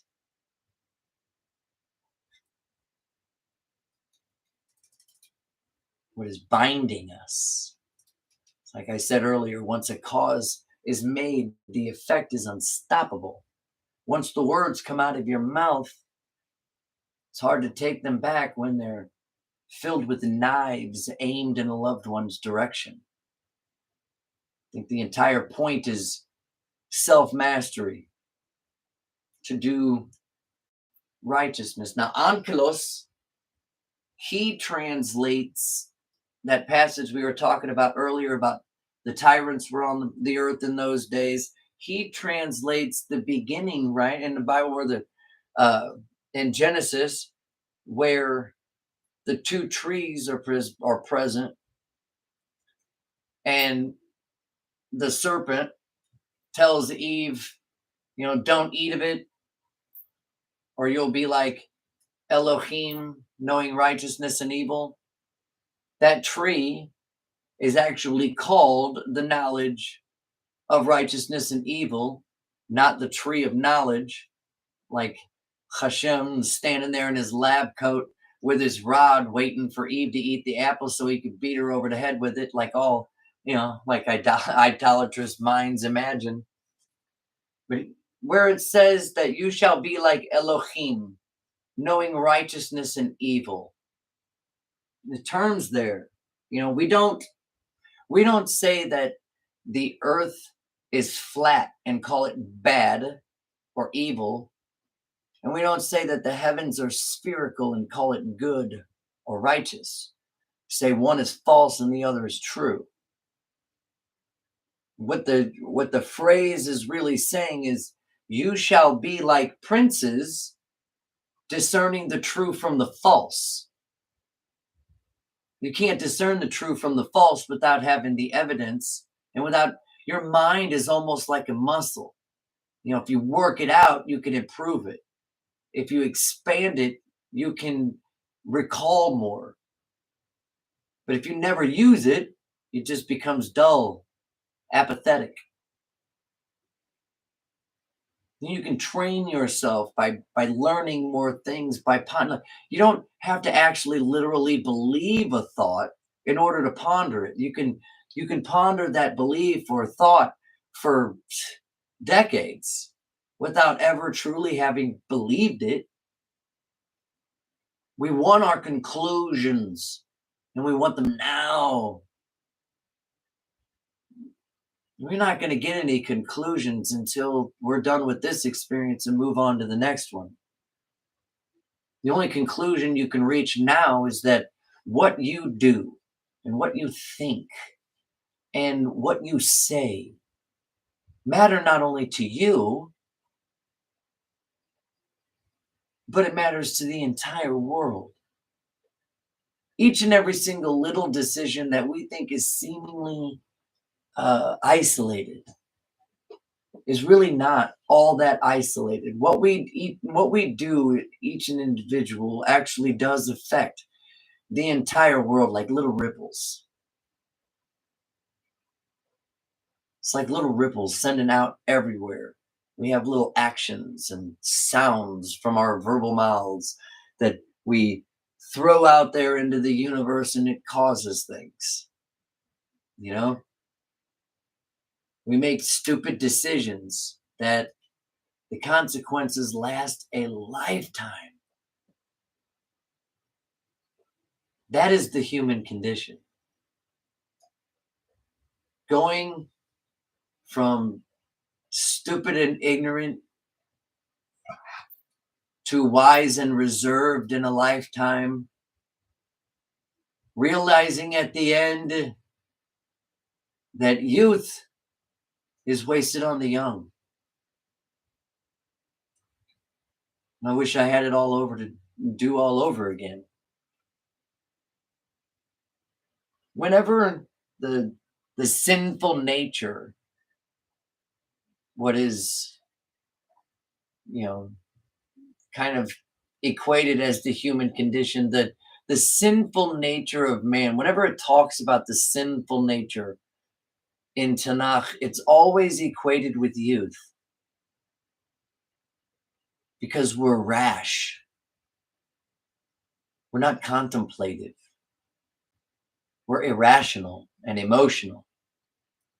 We're led by this, the reactions that our neural cells have in here before this can connect. We're led by emotion and not intellect throughout our entire youth.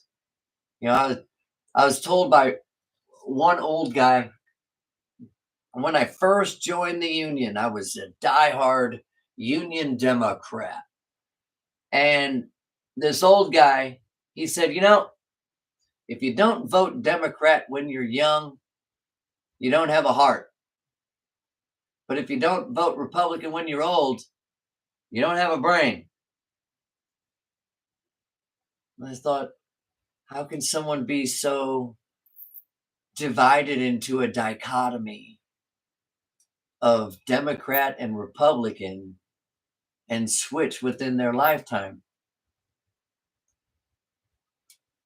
We, as youth, are led by our hearts. We're led by our desires and our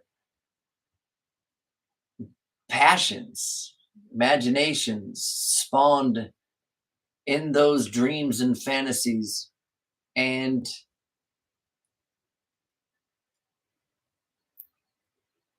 sometimes it's hard to stop that. That it was an accident, but it really wasn't. The whole conscious choice. Two people, say a young couple, they decide to give in to their lusting passions and they have unprotected sex. That's the choice. Girl ends up pregnant. They either stay together or they don't. Let's say that they don't. The mother gets older and has one, maybe two other marriages, maybe has some other kids. The daddy, he does the same thing. It's two different scenarios. They stay together or they break up. But either way, in 18 to 20 years, how many people do you think that one child or the child's existence affects? Maybe 35, 40,000 people, depending. Could be more, could be less. Maybe on average, 35 to 40,000 people are affected by the birth of one or the life of one. And we just think, well, I'm going to get a nut. Or I really like this girl. It all culminates into consequences that affect the entire world. We don't think about it until we're old. We don't bring the human condition into the forefront of our focus to say, hey, it's about time that you bought the house, or it's about time that you got married and had children. No, in our society, we end up in situationships because we go straight for the physical aspect of a relationship, and then we're trapped. We're trapped in a situationship that we don't necessarily know how to get out of. I've been there a couple times. Living situations, you're just trapped because we didn't think ahead. We didn't think about life and its general experience first. We got caught up in the moment, and those desires became reality. And it causes heartache, it causes darkness, chaos, confusion, and it can even cause hate. miscommunication, misrepresentation. Tohu and bohu. Chaos, tohu, desolation, bohu. This is all in the Kabbalah.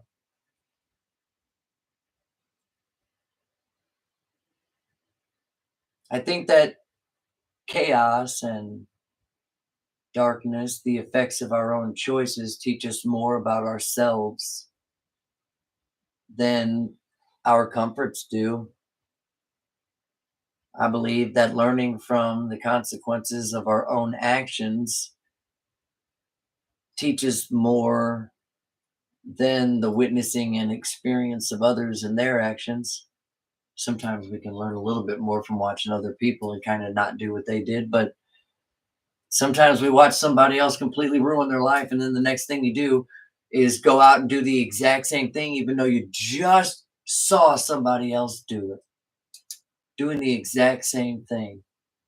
Getting drunk with DWIs, getting lost in the opiate addiction, what have you, getting lost in the criminal mentality, not working for what you want, trying to take what you want. The human condition is built purely around the desires of the irresponsible.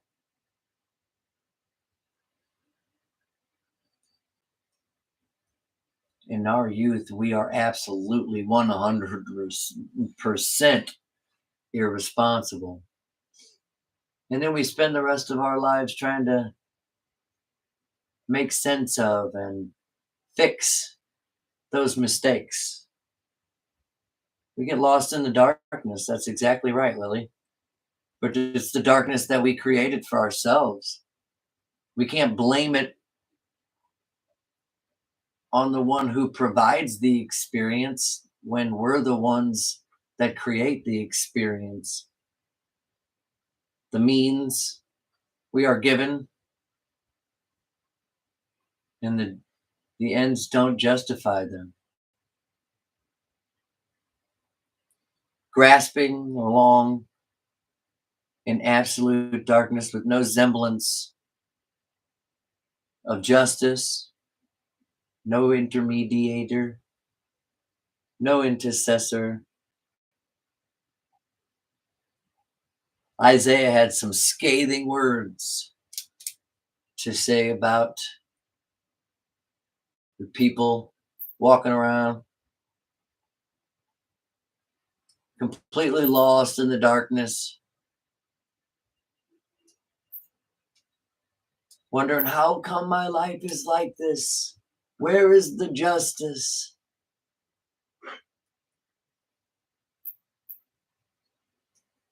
But how do we overlook that the consequences of our own decisions, choices, actions, that is justice. It's true justice.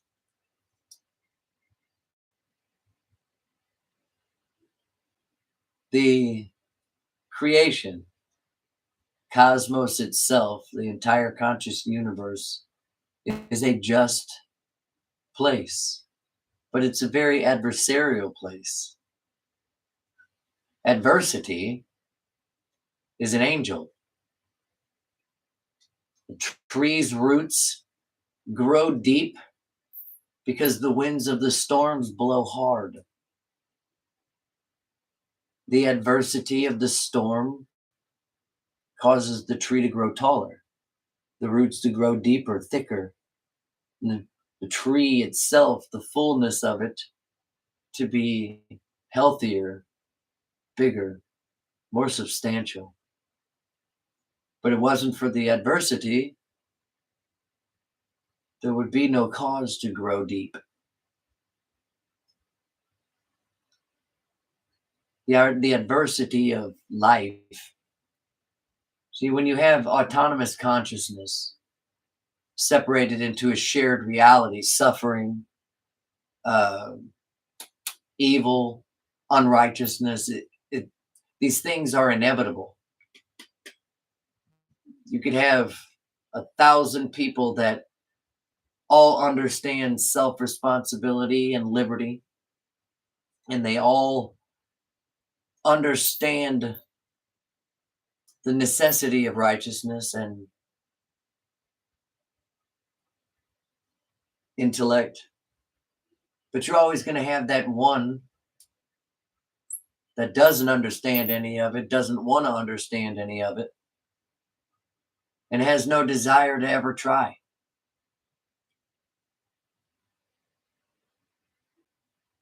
That person is going to cause suffering.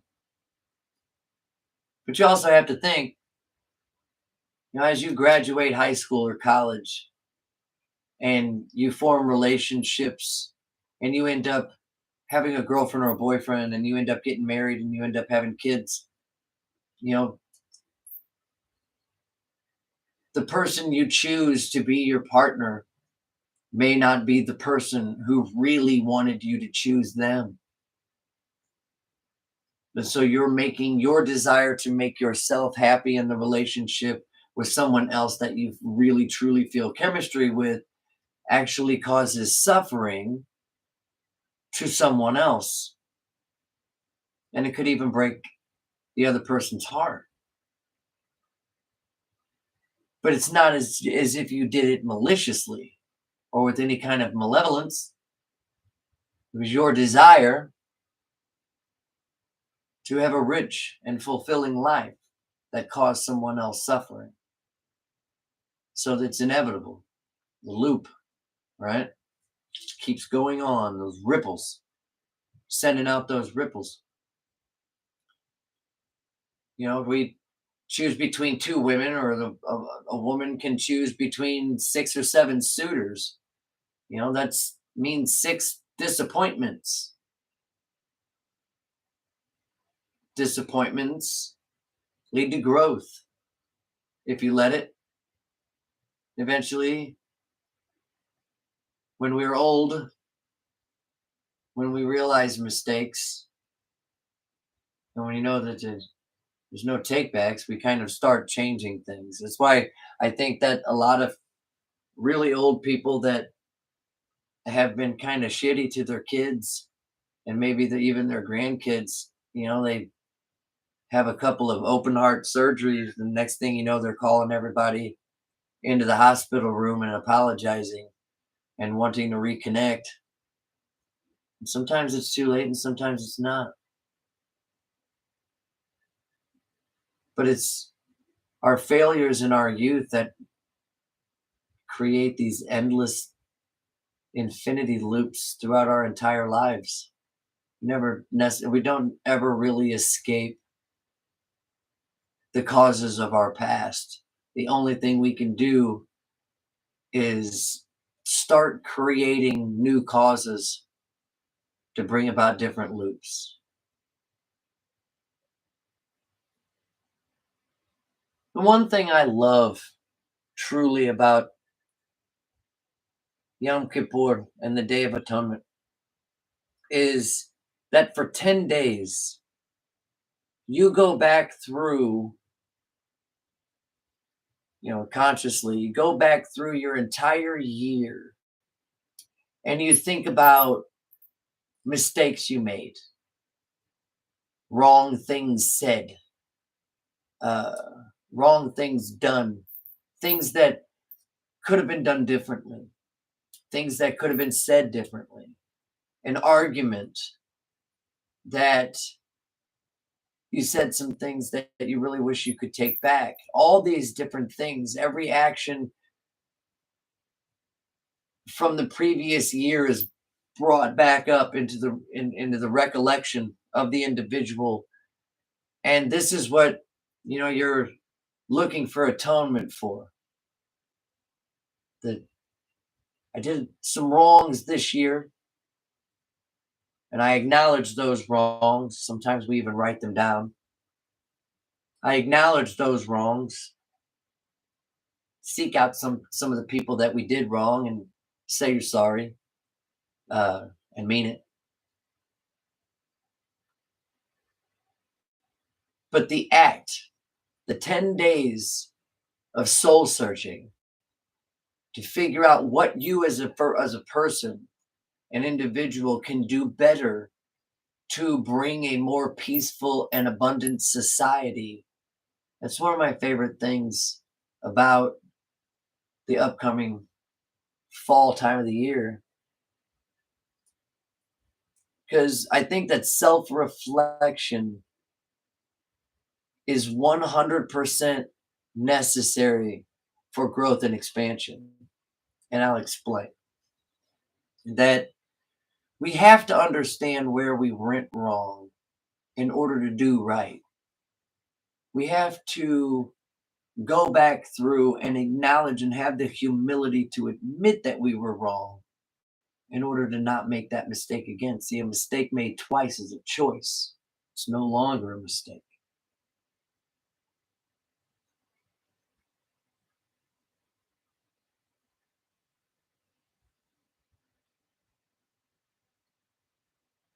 The truth of the world, Joe.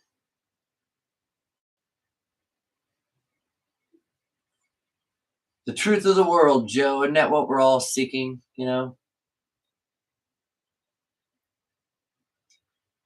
I think that for a very long time, the truth of the world has been obscured by two different factions, sometimes three, fighting for control over who gets to plunder the plebes. That's what we have going on today, especially in our own country. Some other countries' parliaments have more than two parties, but not in the biggest, most free nation on earth, right? We only get two to choose from. That dichotomy. Dualism, it's easier to separate people and divide them out with dualism than it is to teach the truth of polarity. Because with dualism, you can make another individual the other. Separate those others out into others, and those others into more others. By black and white dichotomy, we can create a structure of the human condition that turns us against every other human we live with in our neighborhoods and makes us hate them, makes us despise them, makes us want to be jealous of them. But here's the kicker: in America, there's no such thing as other. There's no such thing as other people in America. Those other people over there that are Catholics, and those other people over there that are Protestants, and those other people over there that are Muslims, and those other people over there that are Jews, and those other people over there that are Black, and those other people over there that are Asian. See, in America, there's no such thing as the other. We're all just Americans. But how they've managed, propaganda wise, how they've managed to dupe a whole bunch of people into hating their own freedom is beyond me.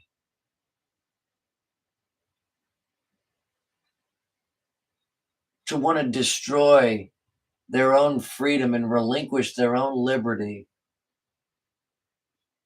it's beyond me. That's the truth of the world, Joe.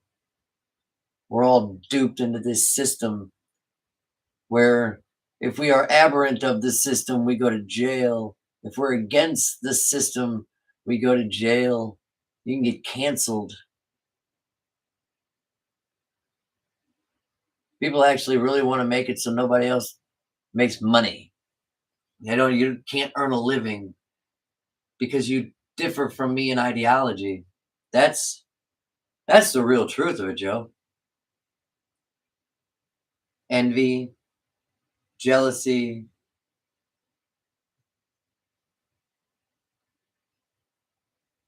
these things bring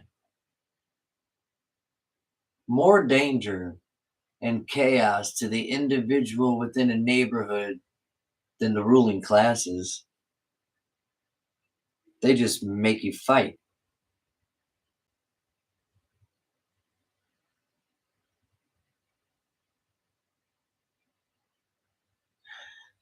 Just as there has to be a hidden malevolence active throughout history, so that we constantly labor under deceit and illusion. Well,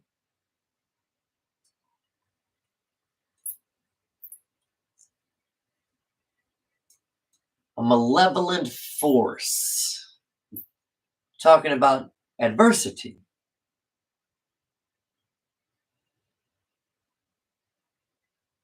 There are those that can wield that in adversity as tools to almost mask their control. It's a guise, it's a pseudonym. The collar on a vicar is just a pseudonym. The same one that preaches at the podium is the same one that's arrested 6 months down the line for sharing child porn. So the malevolent force, is it a single entity? Is it a single entity that is the malevolent force, Joe? Or is it the collective fantasies and imaginations of humans that are that malevolent force? The lack of self-mastery could be that malevolent force. I don't believe in devil. I don't believe in demonics, demons, literal demons. I do believe that there are intelligences that exist outside of our perception, but I'd say they're consciousness, not necessarily uh, a corporeal being, more of an intelligence than a being.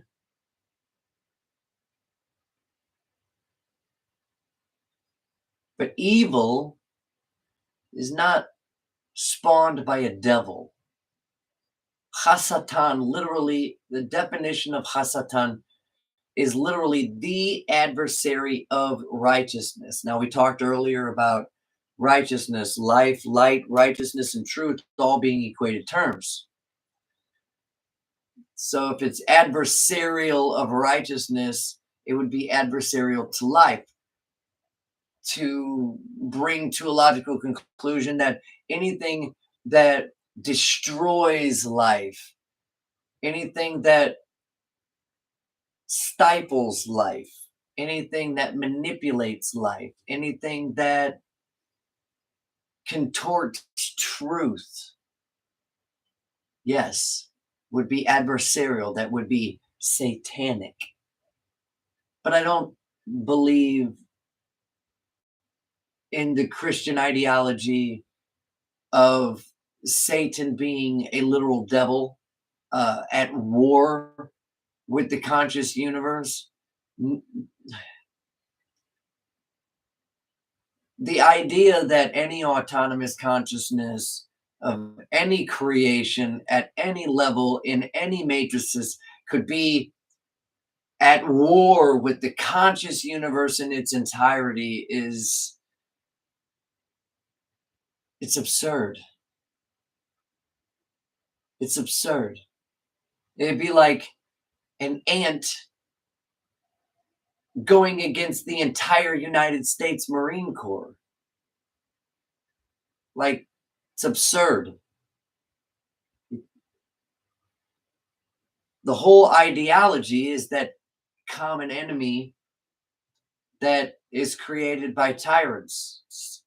It's almost a genius. It's almost like the war on terrorism, the war on terror.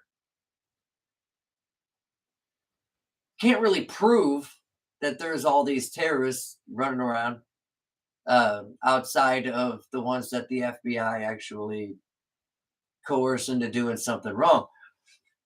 The the war on terror is a war against nobody. It's a war against everybody. It's really quite convenient, right? And they got this perpetual war that's a $2 trillion, probably $12 trillion budget to fight against a war against nobody, fight a war against nobody and everyone at the same time.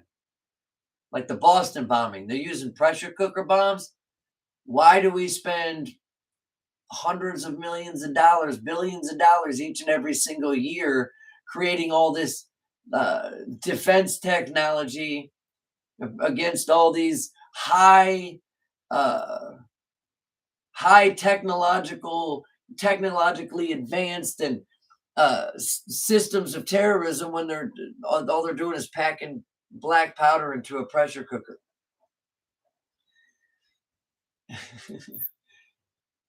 It's a war against nobody. And that's the same thing that I feel about the devil and demons. You know, when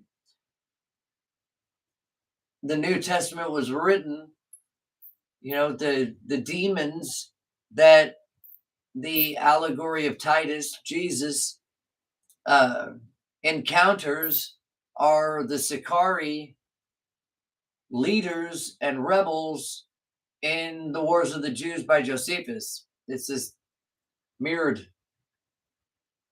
It's like it mirrors the Wars of Joseph. The Wars of the Jews mirrors the whole of the New Testament, like demons and devils. You know, hey, there's this devil, and he wants to hurt you. He's trying to devour you. He's trying to do everything he can in order to lure you away from this guy. I swear to you, this guy, he's a god. You see? Promise. This guy's a god. So you have to do everything that I say and give me your money because that guy's a god. And if you don't, well, then you're in league with that Satan guy and we have to kill you for it. They invented this character of Lucifer as a means to an end. But I do not believe that there is this all-pervading, malevolent being that's just trying to fuck everybody out of eternal life or happiness. I just don't. That's not what the Hebrew scriptures describe. It's that ideology comes out of Christian doctrine and Christian philosophy. I believe the malevolent force in the universe is just our ignorance, our jealousy, everything that's adversarial to that life, right? To sustain life would be righteous, to stifle life would be unrighteous. It's really just that easy. An unrighteous person can live an unrighteous life for 20 years and then decide one day to turn himself around and do righteousness for the rest of his life. A sinner can do righteous things and a righteous man can actually do sin, and nobody's got to go to hell. You just learn from your experience. I mean, I don't really believe in a hell either. The heavens, we can see them. Is there a place for Caligula and Hitler? Probably, maybe, describes it. But is there a place for every single person like me and you? That if we don't believe in such divinities of dead people, that we're all going to burn forever in this hell and be tormented without any water? And it's really hot and dry. Is that real? Why do we never find that anywhere in the Hebrew scriptures? Why do we never find the threat of hell in the Hebrew scriptures? Because you don't need to be threatened with it. You're already living it. And that's our understanding. An unrighteous person is going to have to live through hell. Sometimes a righteous person has to live through a little bit of hell. But Job did too. You know, a real prince, in Ankelos's term, a real prince, a real Elohim, is someone that chooses, no matter what, no matter the amount of suffering or pain, no matter the amount of pleasures going on in here that we want to make a reality, that we always choose the righteous thing. That's a real prince in the terms of Ankelos, discerning the true from the false. The ideology, like the Satan in Job. Okay, yes, the Satan in Job, Hasatan, I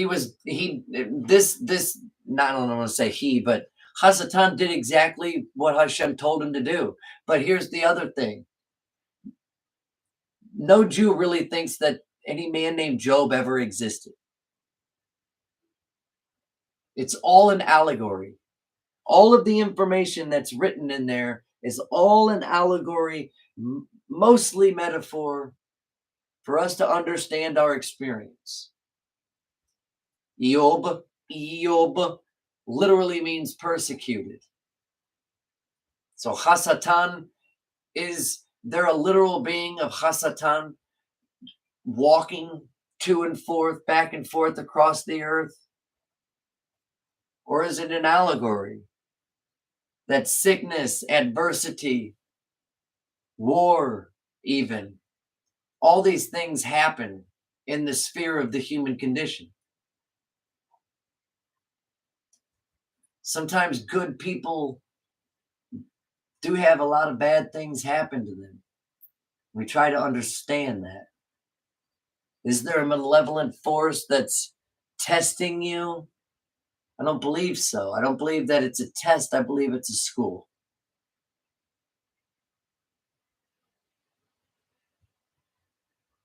Hasatan is an angel, to be sure, but not a corporeal, hooved, horned, red devil seeking to devour you. Adversity is just adversity. To the tree, the storm is Hasatan. To the mouse,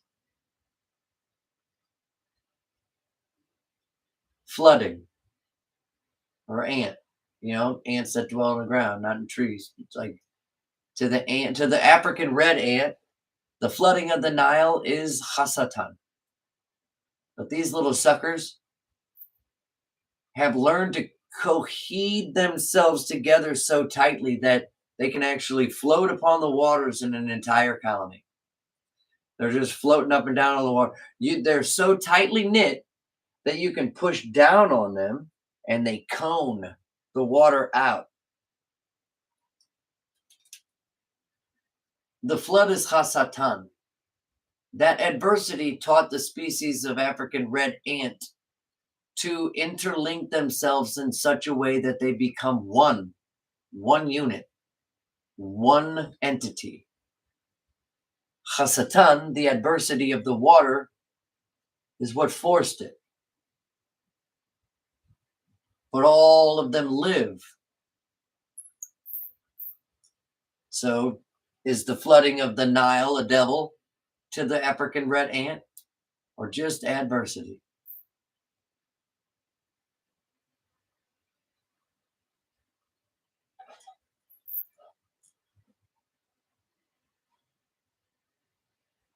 Right.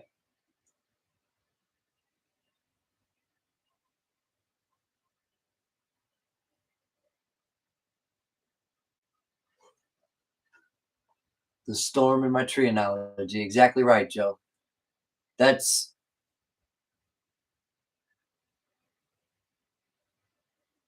what humans have been trying to do. And even even in the personifications of, giving Hashem a hand to wave, or a back to turn, uh, a face. These are all allegorical principles, the same thing as Hasatan is. You could personify it, but thinking that there's a literal devil, I don't think that there is such a thing, a malevolent force. I believe there are many, many malevolent forces that just do their thing, so to speak.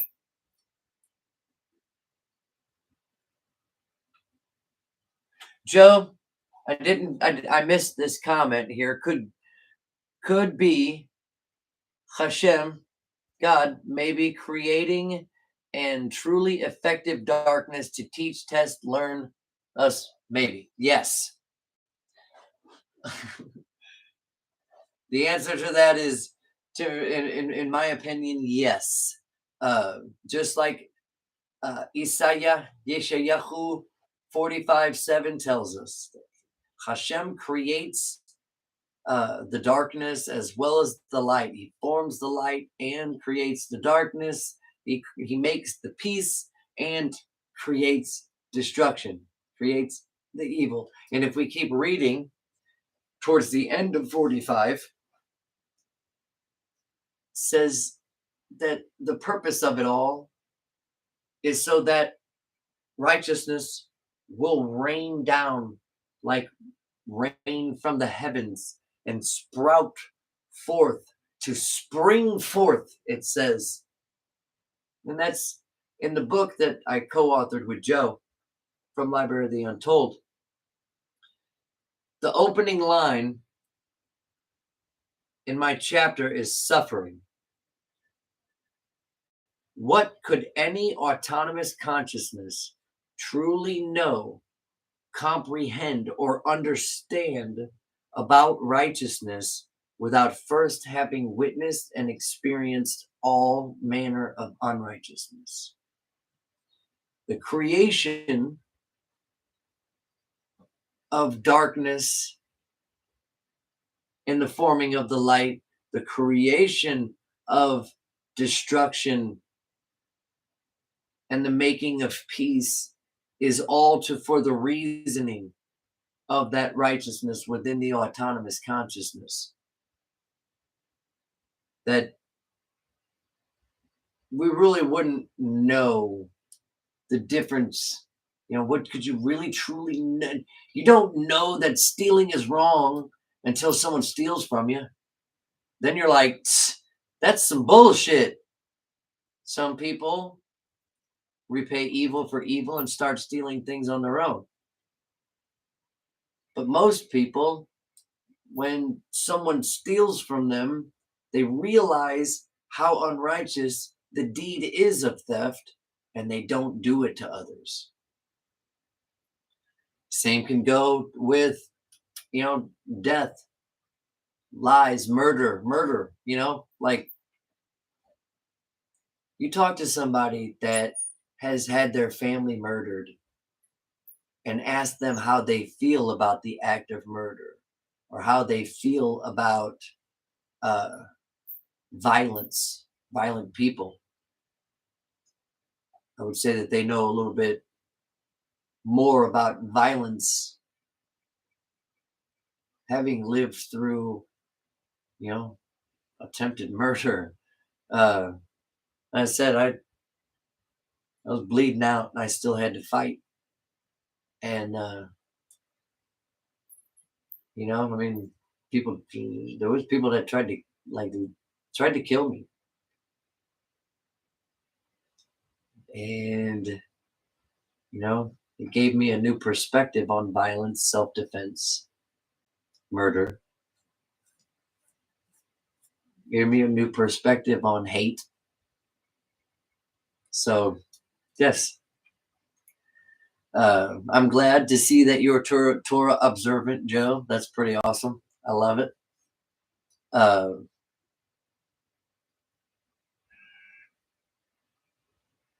I think that's where we're going to end today, if you guys don't mind.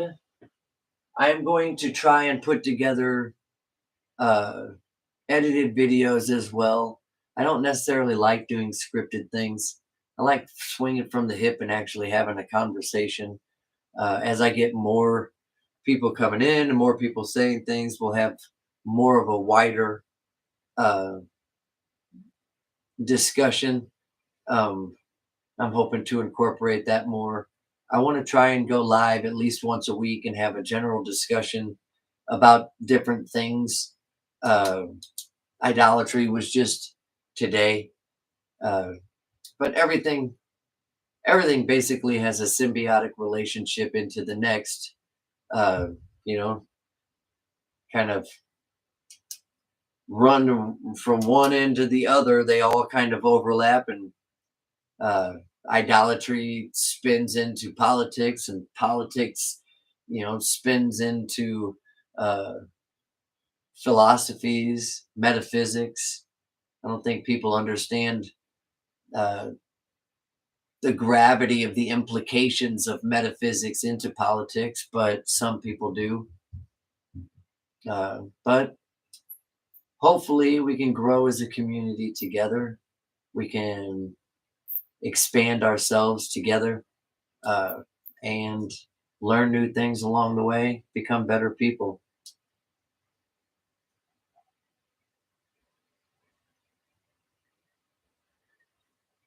Maybe. I don't know yet, Lily. This has been amazing. Thank you so much. When is the next live? I'm hoping, Joe, Lily, hoping to be able to do the next. I'm hoping to do, yes, uh, 3:33 on Sabbath after uh, the falling of the second evening and Shabbat's coming to a close. I may not be able to always do it, but I am going to try and remain consistent in doing it. Um, I'm going to try and release at least one edited video a week as well. I'm learning the new editors and whatnot. I do like swinging. I do like going from the shooting from that hip and just kind of letting chance, the universal free will kind of just take over. But I do want to create more videos that are substantially more information and have more um, graphics that kind of show what I'm talking about at the same time, because sometimes I don't think people want to just hear me rambling. But I appreciate you guys being around and taking this journey with me today. Uh, I'm going to try, Joe, at 3:33 Central on the Sabbath. I love your faces, and I will make sure that this posts as well. Thank you guys for being here. Ivan Savage from the Peaceful Savage Show.